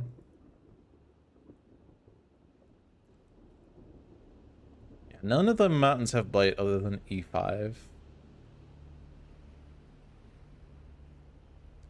Closing Fright's the easiest one to do, and it also synergizes with elements.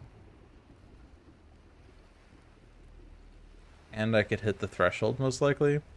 So it seems like it's Paralyzing Fright. Skipping actions, not bad. This one's a reclaim all, and I'm energy starved, and I'm playing 3 cards, so it's gonna be a minor. Birds cry warning. The next time Dahan would be destroyed in target land, destroy 2 fewer Dahan.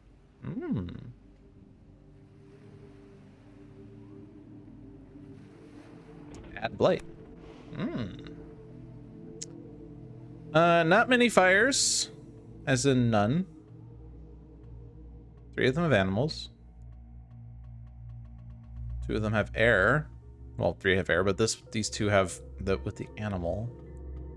This one also has water. So it doesn't give me any fire, but it does give me the animal. So like I could very easily do epidemics for damage per disease, more powered up. But its effect by itself is just fear, which I mean, 3 fear for 0 energy is not bad. But yeah, none of these are super great. I guess sap the strength for defend. Playing an air card gives it plus range. Because this is a Mountains Ravage, and there's a lot of Ravages. Lots of Ravages. Some of them are 6 damage, which is a double blight. So maybe I take sap the strength then. It is free.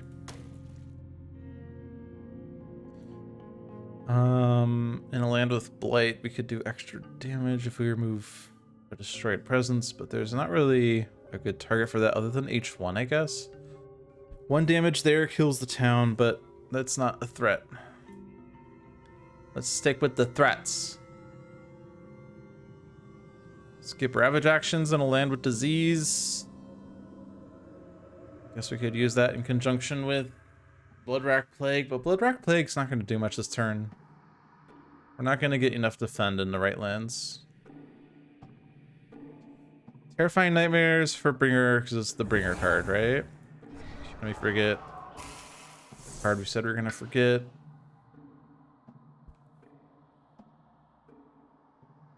This one was a tough decision.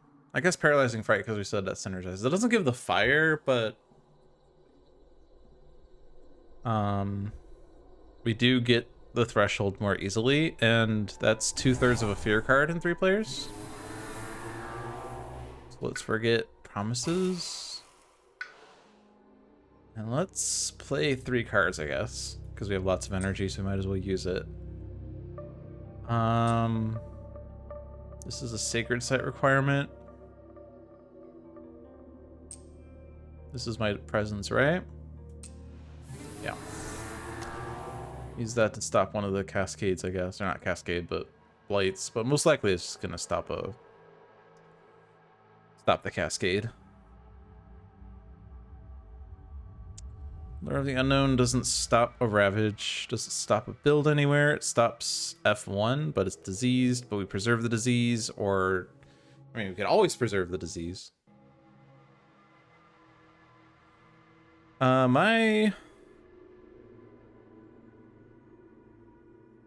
Okay. For some reason my desktop freaked out for a second. Or sorry, not the desktop, the monitor freaked out. I don't really know why. Something got disconnected, I guess. I don't know if that affected the stream at all. No idea. Couldn't see anything.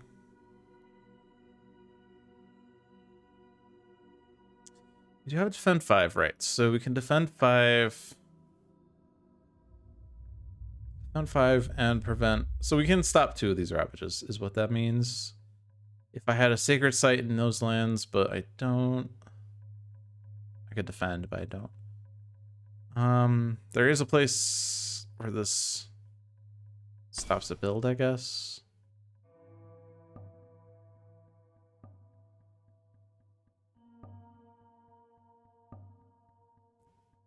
So what do I need for this? I really just need, well, I already have, okay, I just need an Earth. And if this isn't doing anything, that has to be this one. So we get the +4 fear. And we have 2 damage to explorers only. Okay.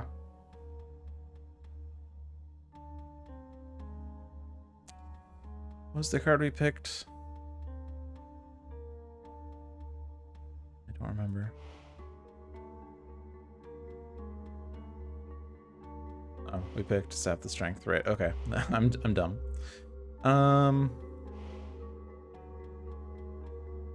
Inflame, I guess. I don't know. Always be inflaming.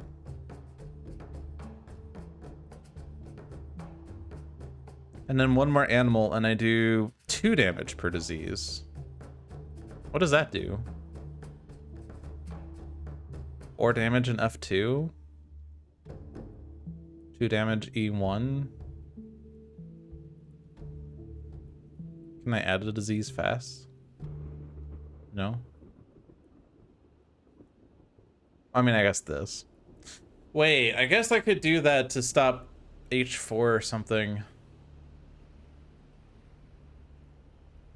Well, no, it's not gonna be enough. Well, okay. 2 disease, 4 damage,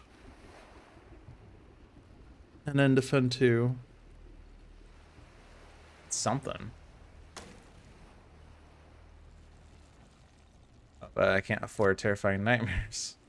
Awkward. Does Terrifying Nightmares do anything this turn, though? Not really. With the threshold, it's 6 fear.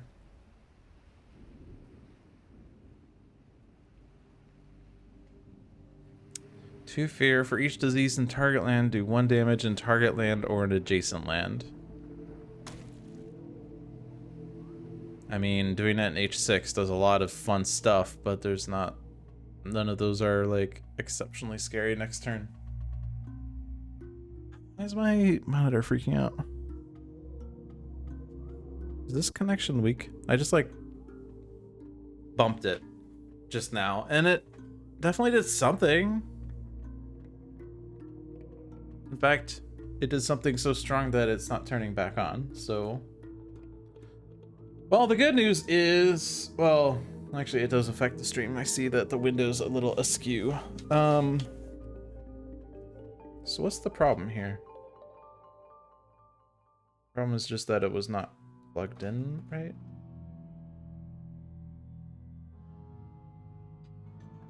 Hold on a sec. I'll type on BRB.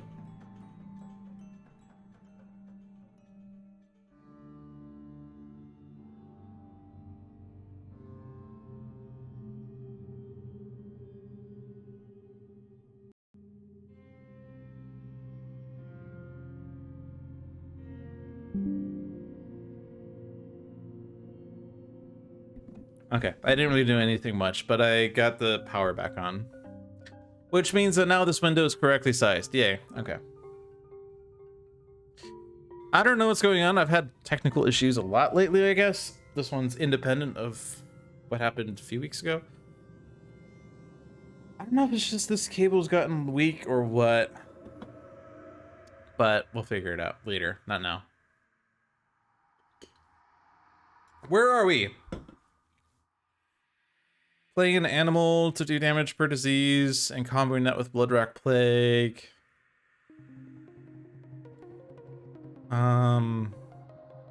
Does Gift of Nature's Connection do something this turn? 2 fire on Stone and Sand actually does do a bit.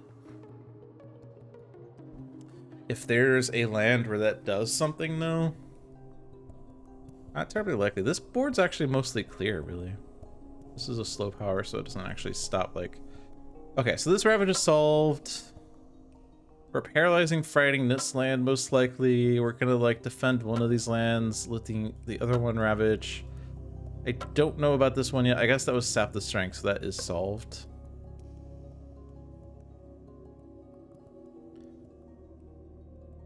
So the only question is H3, and I guess letting that Ravage is okay, although it is... Actually, with Bloodrock Plague, it's only 1 Blight, so it's fine. You don't have range to H3. Actually, I can't even do... Right, I don't have range to H4 with Bloodrock Plague anyway. I can defend it, but I don't have the epidemics for it. That sucks.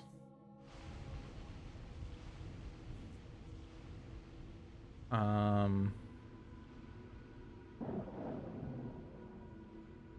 don't really have a solution for that otherwise. Land with disease, but there's no disease there. Target spirit, but there's no one in there. Does Lure of the Unknown do it? I guess Lure of the Unknown does do it. I could do Bloodrack Plague at H7 to defend. This is defend 3. Actually, what was I saying? This is defend 4. It's not defend 4 even. For some reason, I was thinking defend 4. I guess because this is double damage. Right, this is double damage. I was thinking it's 4 damage and defend 2. It's not. Okay.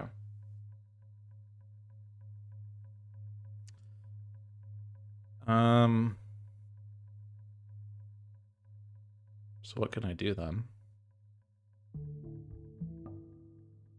I could just generate Oodles of Fear and hope that that will solve the problem. Get a fear card that will do good enough. Bloodrack Plague's not really doing that much this turn anyway, so let's just not do it. If we need a place for Epidemics, we have F2.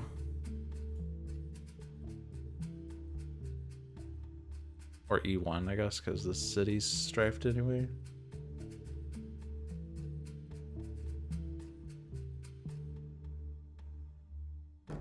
We do want a... We either want 2 moon or we want 1 moon and gain another. I guess it's just Paratornivores because that gives me the animal. We'll figure something out. You get 1 more card play, none of that actually super helps, but we do want an animal.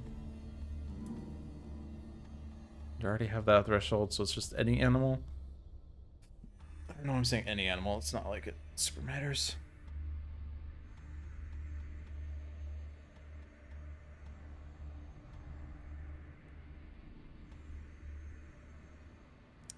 Let's save the fires for a later turn, so let's just do like this one.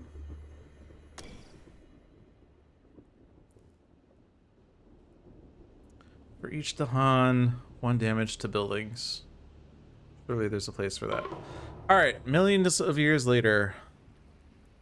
I gain a moon. I'm committing to this if I do this. My earned fear card lands with Dahan if defend 1 plus defend 1 per Dahan.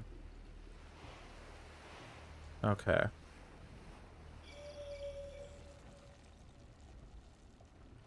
You don't have any Dahan movement though. This one range defend, but it has to be here, right?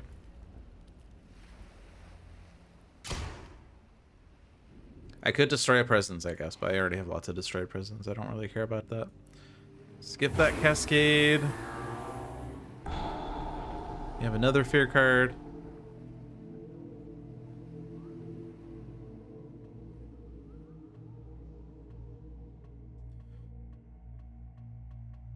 I guess if I okay, I can't go back, but if I did do Bloodrack Plague in here, it would be enough defend if I lured the town out. But it's late. It's too late for that. We already revealed a fear card.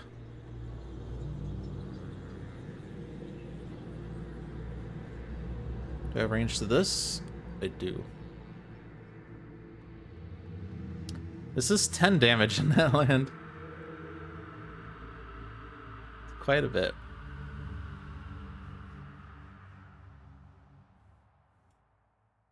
So I guess I have to do this then. I gather this... This is push, isn't it? Let's stop this Sans build. Let's push everything out of this blighted jungle or something. And then Epidemics killing everything in there. Oh. It kills all the Dahan, right. Oh, right. 10 damage to Dahan. Right. Okay. Let's not do it there. Not like it was super valuable. I could just do it in H7. Well, it's only 2 damage in H7. F1 kills the Dahan. F8 kills things. E1 kills most things. I guess actually...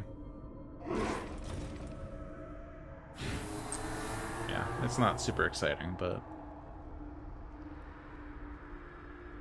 Nor is this super exciting. But, you know. Night Terrors. Okay. On a coastal land on each board, move a town 1 or 2 lands inland. Choose a land with disease, and that land 2 damage to invaders, 2 damage to Dahan. During Ravage in every land, defend 1 per Dahan. Well, that's not really that exciting. And this checkmark is also gone.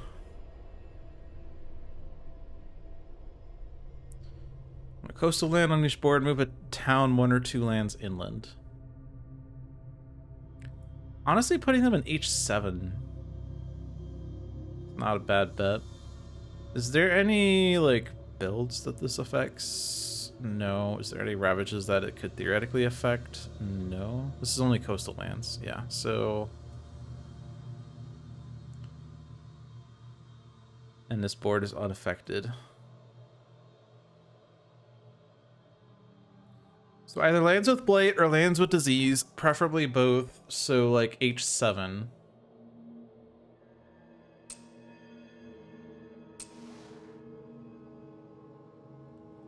Only 1 or 2 lands inland, and that's way more. Could be E7 though. Has the benefit of being with stone and sand. On each board, choose a land with disease, 2 damage to invaders, 2 damage to Dahan. Well, I guess on this board is this one. Might as well, right? Otherwise I kill a Dahan in H6. On this board, it's that one. I kind of accidentally chose the right lands. I kill the town in F2.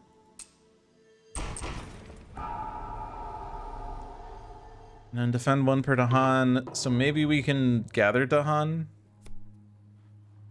Wait, we knew that one. Defend 1 plus defend 1 per Dahan. So it's actually defend 2 per Dahan now. Each player moves an explorer town from a land with wilds, or sorry, beasts. There's so many tokens, like, I'm now just going to confuse the names. Or an explorer from a land adjacent to beasts. So first off, we could maybe salvage this land depending on what the next fear card is.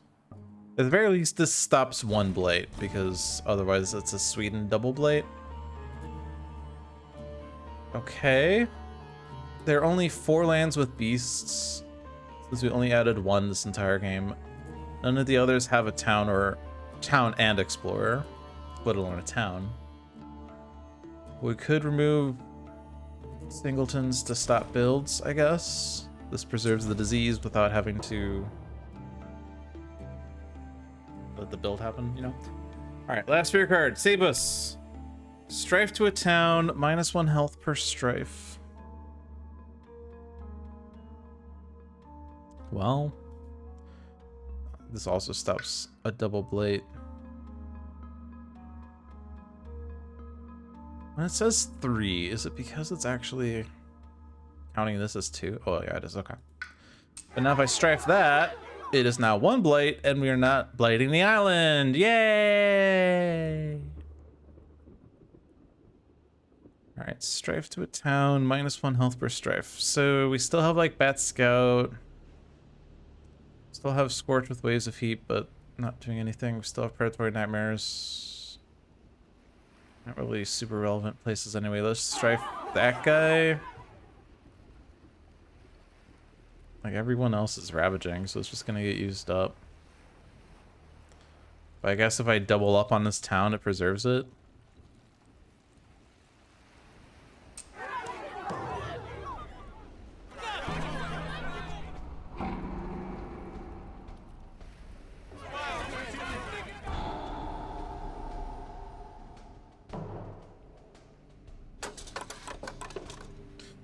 Block it or use it? I mean, it already has a Dahan, so it's defended. So. Wetlands.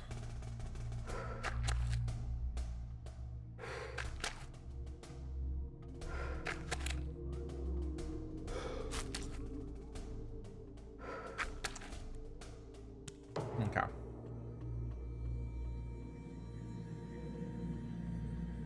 I'm pretty sure they're not building an H6. I guess I could let the build happen.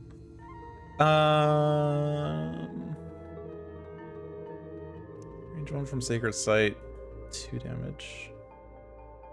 I'm gonna do that one. It's most efficient. It is diseased.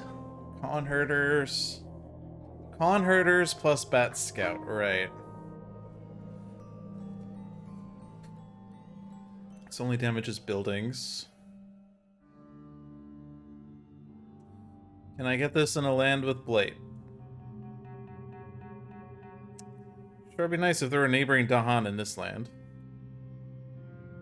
Sure, it'd be nice if there were a neighboring Dahan in this land. Oh no, there's E5, okay. Or E6. Sure.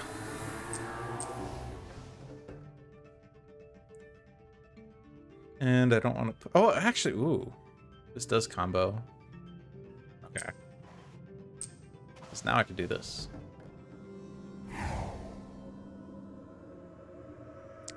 And it is 1 blight, so it actually is 3 damage with Badlands. So yay, we killed a city that way. Yay, yes. Range 1 Sacred Site, place things.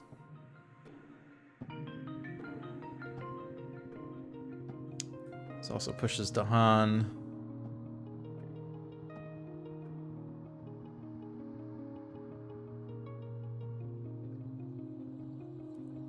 I guess since this is a super big target for things, we should probably consider, although it does have Dahan.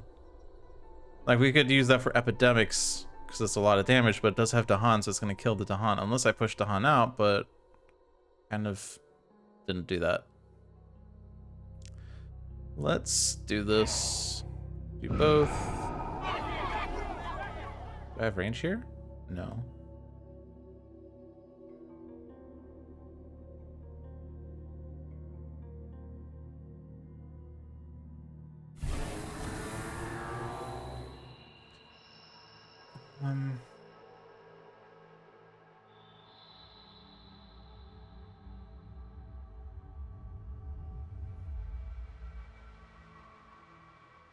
Sands Ravage, so I guess I should do something here. I will throw it in the land with disease because plague stack and stuff anyway, so we can let that build, and then there's 8 Dahan versus 7 damage. It should be fine. Next card is either jungle or coastal. None of the jungles have Dahan. Okay. We could do Terrifying Nightmares for the rest of our life. We do have an any coming up.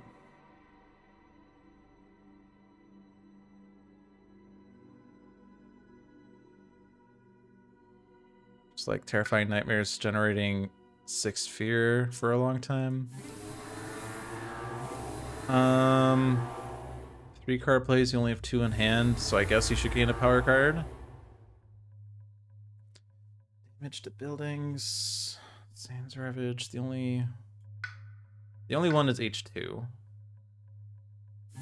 Don't actually have range with the last presence that way. But we could, I guess we could double presence for going to the power card. Sacred Site H2, that way it's a -1 health city. And energy to damage it, and then damage it, and it dies. That's the thought. A lot of commitment to that thought, though. I would like lots of energy. We could take 2 presents for energy. Because you're playing 3 cards.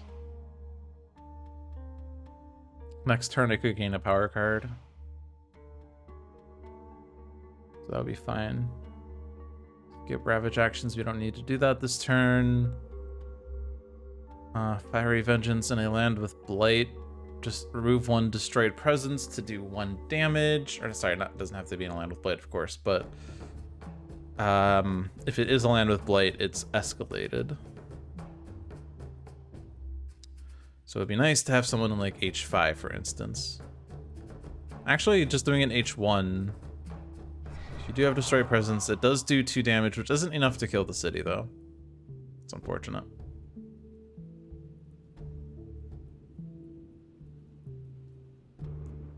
Need Plague Stack this turn. Reclaim 1 was going to do a Sacred Site H1. I guess I'm a bit energy starved if I'm just playing Terrifying Nightmares every turn.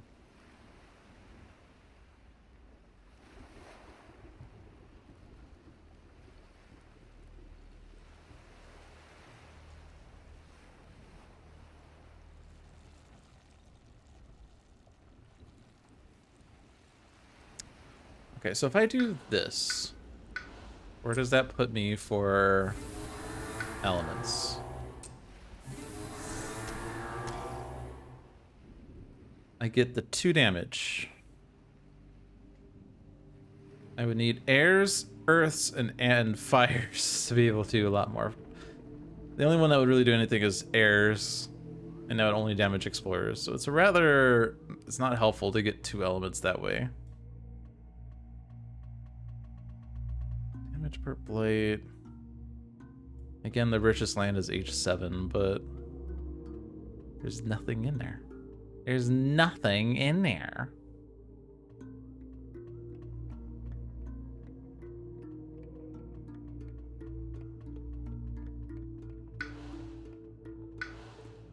Go E5 though. Just cares about sacred sites. I guess I do have one nearby. One sacred site. So I should go at H1. I think that gives me better visibility.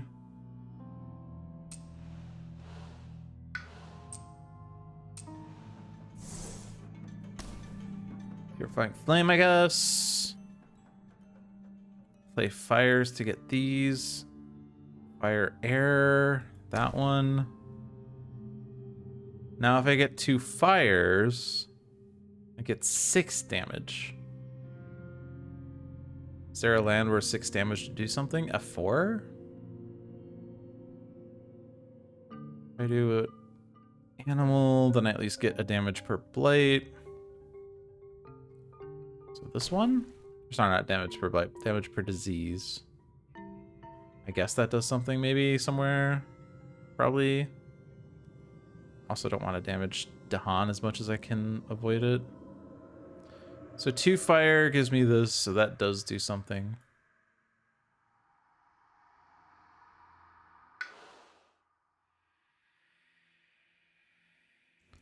Claim 1. Get the any.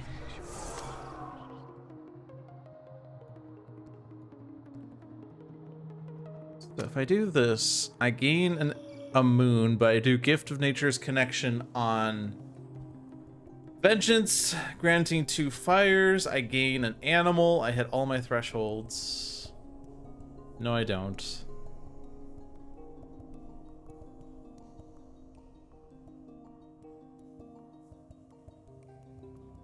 Oh, but then I have this. Okay, then I can gain a moon that way. Okay, no, yeah, that will work. Okay.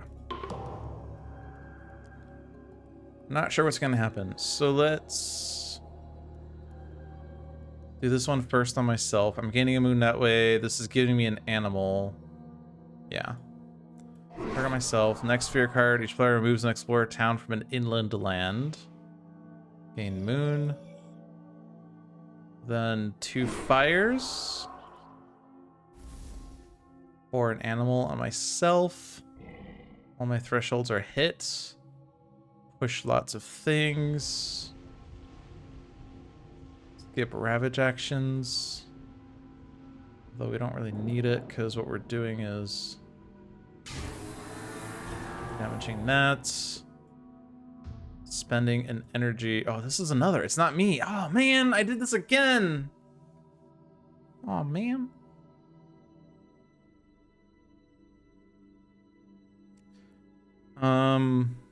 But this is oh, but this is not my effect, right?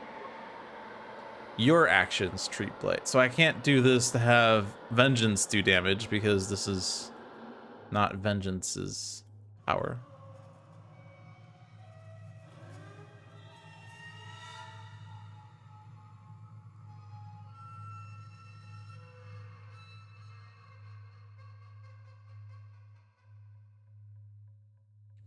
Do I have any recourse for H2 after that?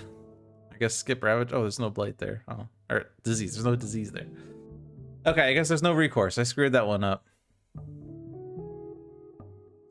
Oh, but my recourse is just defended. Okay. Nope, like this turn. Kind of sucks, but what can you do?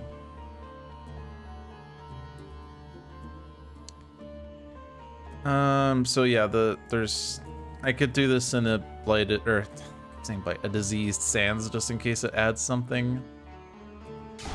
Sure. Useless power, I guess. 1 damage per disease. It's 2 damage here, not enough to kill the city. Millions of damage there, but kills the Dahan. Let's give energy to Bringer since you are kind of energy starved now.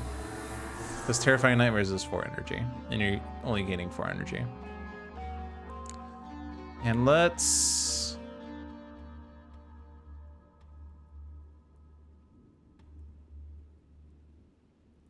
I kind of want to push everything in there. It's not wrong.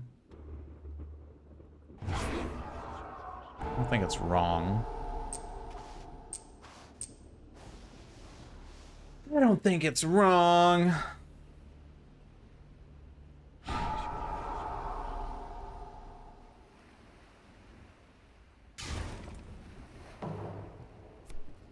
In each land with at least 2 towns, replace half the towns with cities. Invaders do not ravage in lands with tokens. On each board, push 2 Dahan from a land with city to a land without city. Well, it's gonna push Dahan out of that land, and that makes me sad. In each land, yeah, so there's not really any recourse here. Let's convert the strifed one. And that's the only land to a land without city. Well, I guess I'm gonna do epidemics run rampant in that land next round. Kind of my only recourse. Because originally I was gonna defend that with 1,000,000 Dahan, but no. We're gonna explore a town from an inland land. Does that do much? Stops build. Stops build.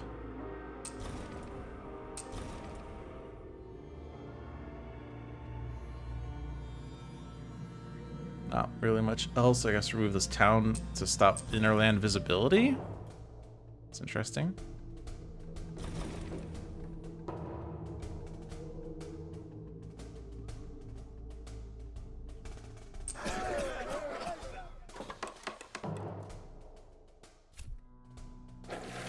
Well, inner-land visibility didn't matter.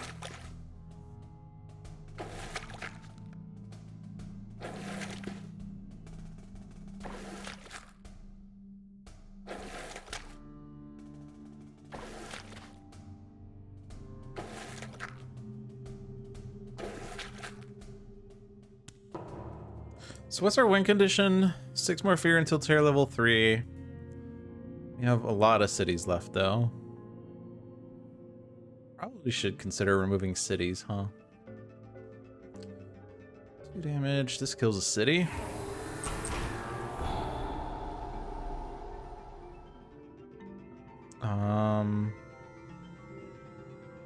Kills the city.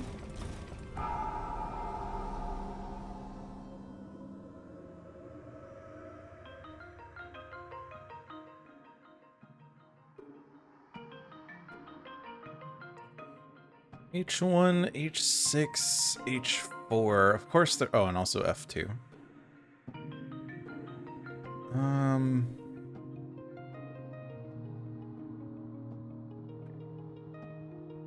Not enough to kill that city.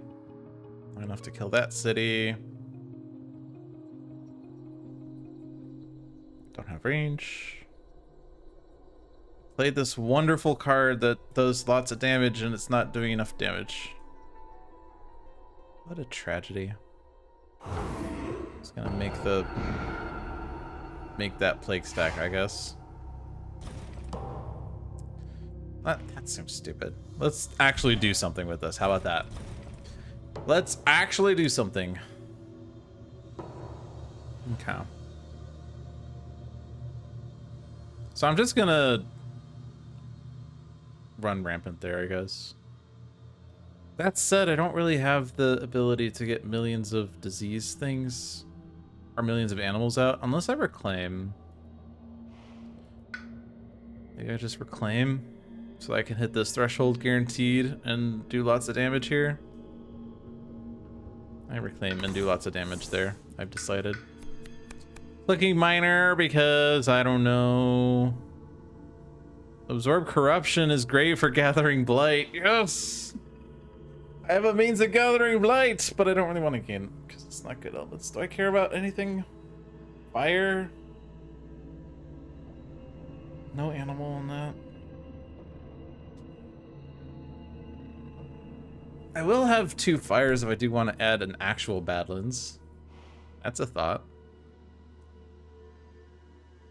Sure. At the very least, it's a card that I can forget. I don't think I want to try to reclaim one this turn just because, like... Just because I don't have something to place a Sacred Site on. So let's gain a power.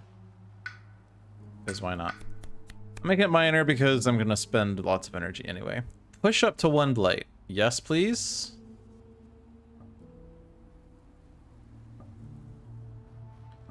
What about Gift of Twin to Daze? Repeat the lowest cost power card. Which, if it's the only power card, it's guaranteed to be that one.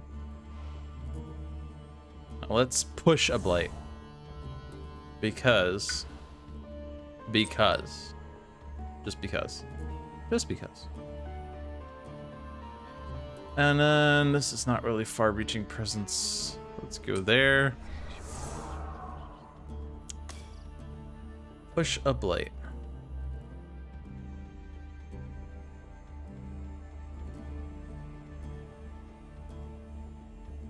Lake stack? We're actually not gonna hit the threshold on it. We're just gonna wreak havoc in H6 anyway, so let's play the water fire animal card because that gets us a lot of those things. I need to play 2 more animal cards. If I play two water animal cards, which I don't, oh, I do have actually. If I give elements over here, which requires an extra fire and an extra animal, I don't have the extra there, so actually I can't do that. I can still do 2 damage per disease, and that's 5 disease in there, so kills everything in H6 at least, which gets rid of another city. Requires sap the strength. They do have threshold on it, so I guess I defend 5 and F3. Stops all the blights. Doesn't blight the island. Cool. Doesn't really give me anything over here. That's fine. This is a reclaim all. Millions of energy. I am playing Paralyzing Fright. I could maybe find another major that does something. Want to end the game ASAP. Your presence may count as Badlands and Beasts. Your presence cannot move. 2 plant, 3 animal, 2 damage, and 2 fear in one of your lands. We will not hit. I will not hit that.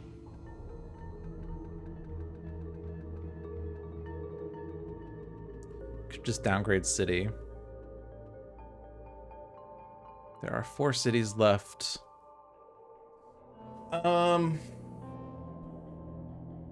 kind of want to make sure they don't build cities, which they're currently building 2 cities in H3 and F3. I hit this. Can I just blow up an island or blow up a board and just move on? No, I don't have anywhere close to the right elements for that. Can I do this repeat? I don't have any waters. Can I do this? I can actually.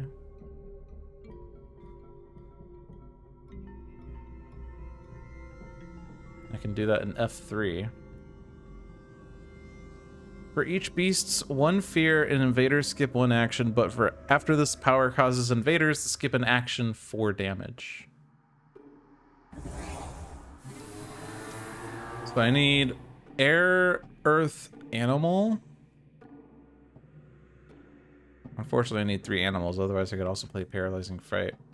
Let's get rid of Lure of the Unknown. That's silly.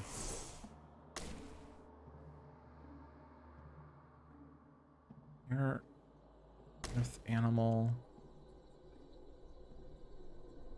Wait, no, I can't do this. Because my last animal card doesn't give me an air. Poop. I guess if I give you an extra element, that works.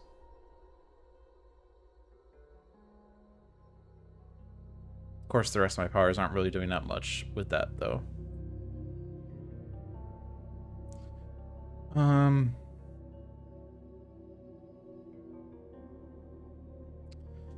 Sap the strength is not needed for F3 if I'm going that route. This was always gonna be plague stack, right? Any on moon to give the element out. Was it plague stack? No, we don't really need plague stack. If I can move the Dahan out, I'd be happier. So that would work. Any could be animal.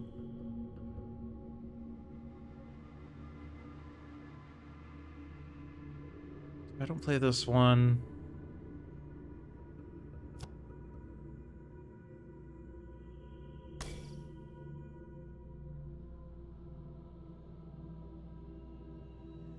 So I was not hitting this threshold ever anyway.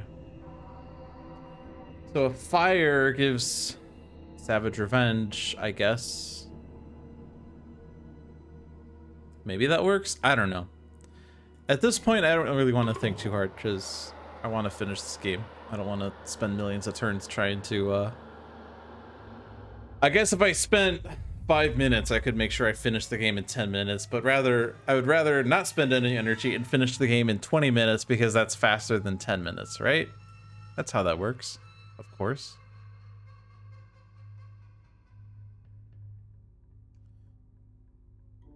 So fire to you, right? That's what we wanted? Or no, animal to you. Wait, air to you. Wait, I'm confused now. What did I want? What I wanted was this. For air. Earned fear card. Each player moves up to 4 health worth of invaders from a land with beasts, disease, or at least 2 Dahan. That's what we got, I guess. Do this here. This exists. I don't know if there's a relevant spot for it. Gather the 2 Dahan out. Just throw them over here. Just in case we decide to do something there. Plant 4 there and push the blight. And now epidemics!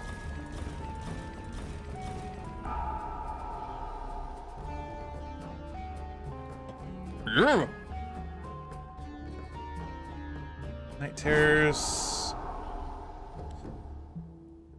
And I don't really have a spot for this defend here. Okay.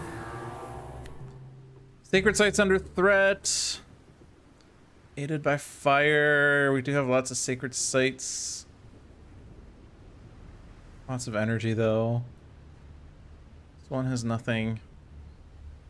This one has nothing. This one has nothing. 2 sacred sites have things. We have 6 fire right now, so I just guard and skip.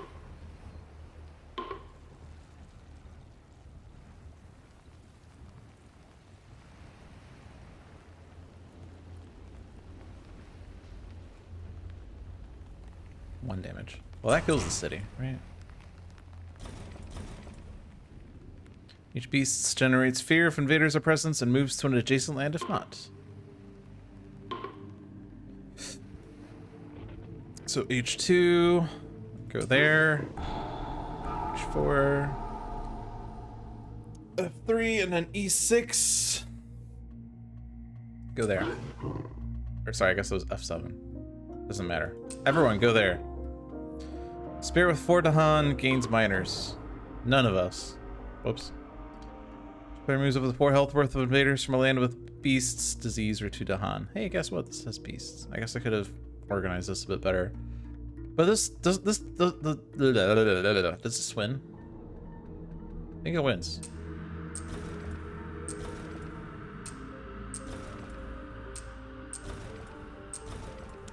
Yay!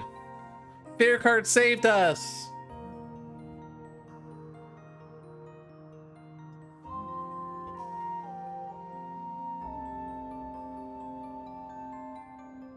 The invaders are deeply afraid and no cities remain to turn to for refuge. The remaining populace swiftly evacuate the island. Cool. That was not what I wanted to click. 37 points, 10 for victory, 15 for difficulty 3, 10 for the 5 remaining invader cards, 5 for the 15 surviving Dahan, -3 for the 9 blight on the island. Why exactly we lose points for having blight on the island, Vengeance doesn't know. But nonetheless, we had 9 blight on the island and we won. Yay! And that was my first game with Vengeance. Towards the end, I was kind of starting to see how Vengeance is nice, but it feels like really early on, I don't really have a feel for how that spirit is supposed to go. Because there's not much blight on the island, of course, so my Badlands effect doesn't do much. There's not much disease on the board, so my disease benefits don't seem to do much. But as non-antagonistic points out, it's a late game spirit, so I guess it's one of those spirits that if you're winning the game, it's less powerful because there's less blight to deal with, so you don't have that added damage. But if you're losing the game, then he becomes powerful. So he's definitely like that spirit that can help you avoid the loss, but not a spirit that helps you win harder. Which is actually a really nice thing. Because, like, there are a lot of effects in other games that sound really great, but they're usually win harder effects. As in the situations where those effects are actually, like, useful or beneficial are situations where you don't need that effect to win the game. It's just an effect that once you have this, you're already winning. Like, one example is, like, in Slay the Spire with, I forget the name of the card, but Ironclad has a power, or has a card, has an attack that deals damage equal to the block that he has. But the situations where you can deal damage equal to your block are generally situations where you're already winning because you're blocking, so you can use any attack to just win eventually. Of course, that's not 100% true because there are situations where that's your only damage source, but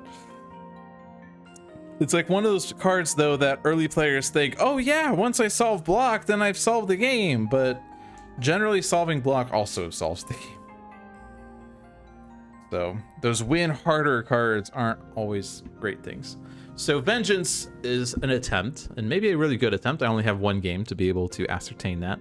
But is an attempt at making sure we have a spirit that is beneficial in the games where you need him to not lose, versus games where he's beneficial but only when you're already winning, which means you can just use any other spirit. Cool. All right, well, that is it for this week of Dolphin Dive. Thank you all for watching. I hope you enjoyed your stay. Check out the other streams they have on this channel. Every Friday at 4 p.m. is Luck of the Seamus with Seamus the Hug Monster. Every Sunday at 1 p.m. Yeah, 1 p.m. is Spirit Island Sundays. Sorry, with Seamus as well. And every Tuesday at 7 p.m. is Handelabra Live with usually John. Handelabra products include Sentinels of the Multiverse, Sentinels of Earth Prime, Bottom of the Ninth, One Deck Dungeon, One Deck Galaxy, Aeon's End, Spirit Island, and Horizons of Spirit Island, all available on Steam, iOS, and Android devices, with the exceptions of One Deck Dungeon, which is also available on Switch, and One Deck Galaxy, which is only available on PC through Steam Early Access. Follow us on twitch.tv/Handelabra Games to watch the live streams, or follow us on YouTube to catch the past VODs. Or follow me at Logic Dolphin on Twitch for my own personal content. After this month is over, I should be able to stream more often because I've just been insanely busy this semester, but things should be resolving for that. But in any case, thank you all for watching. Have a good night. See ya.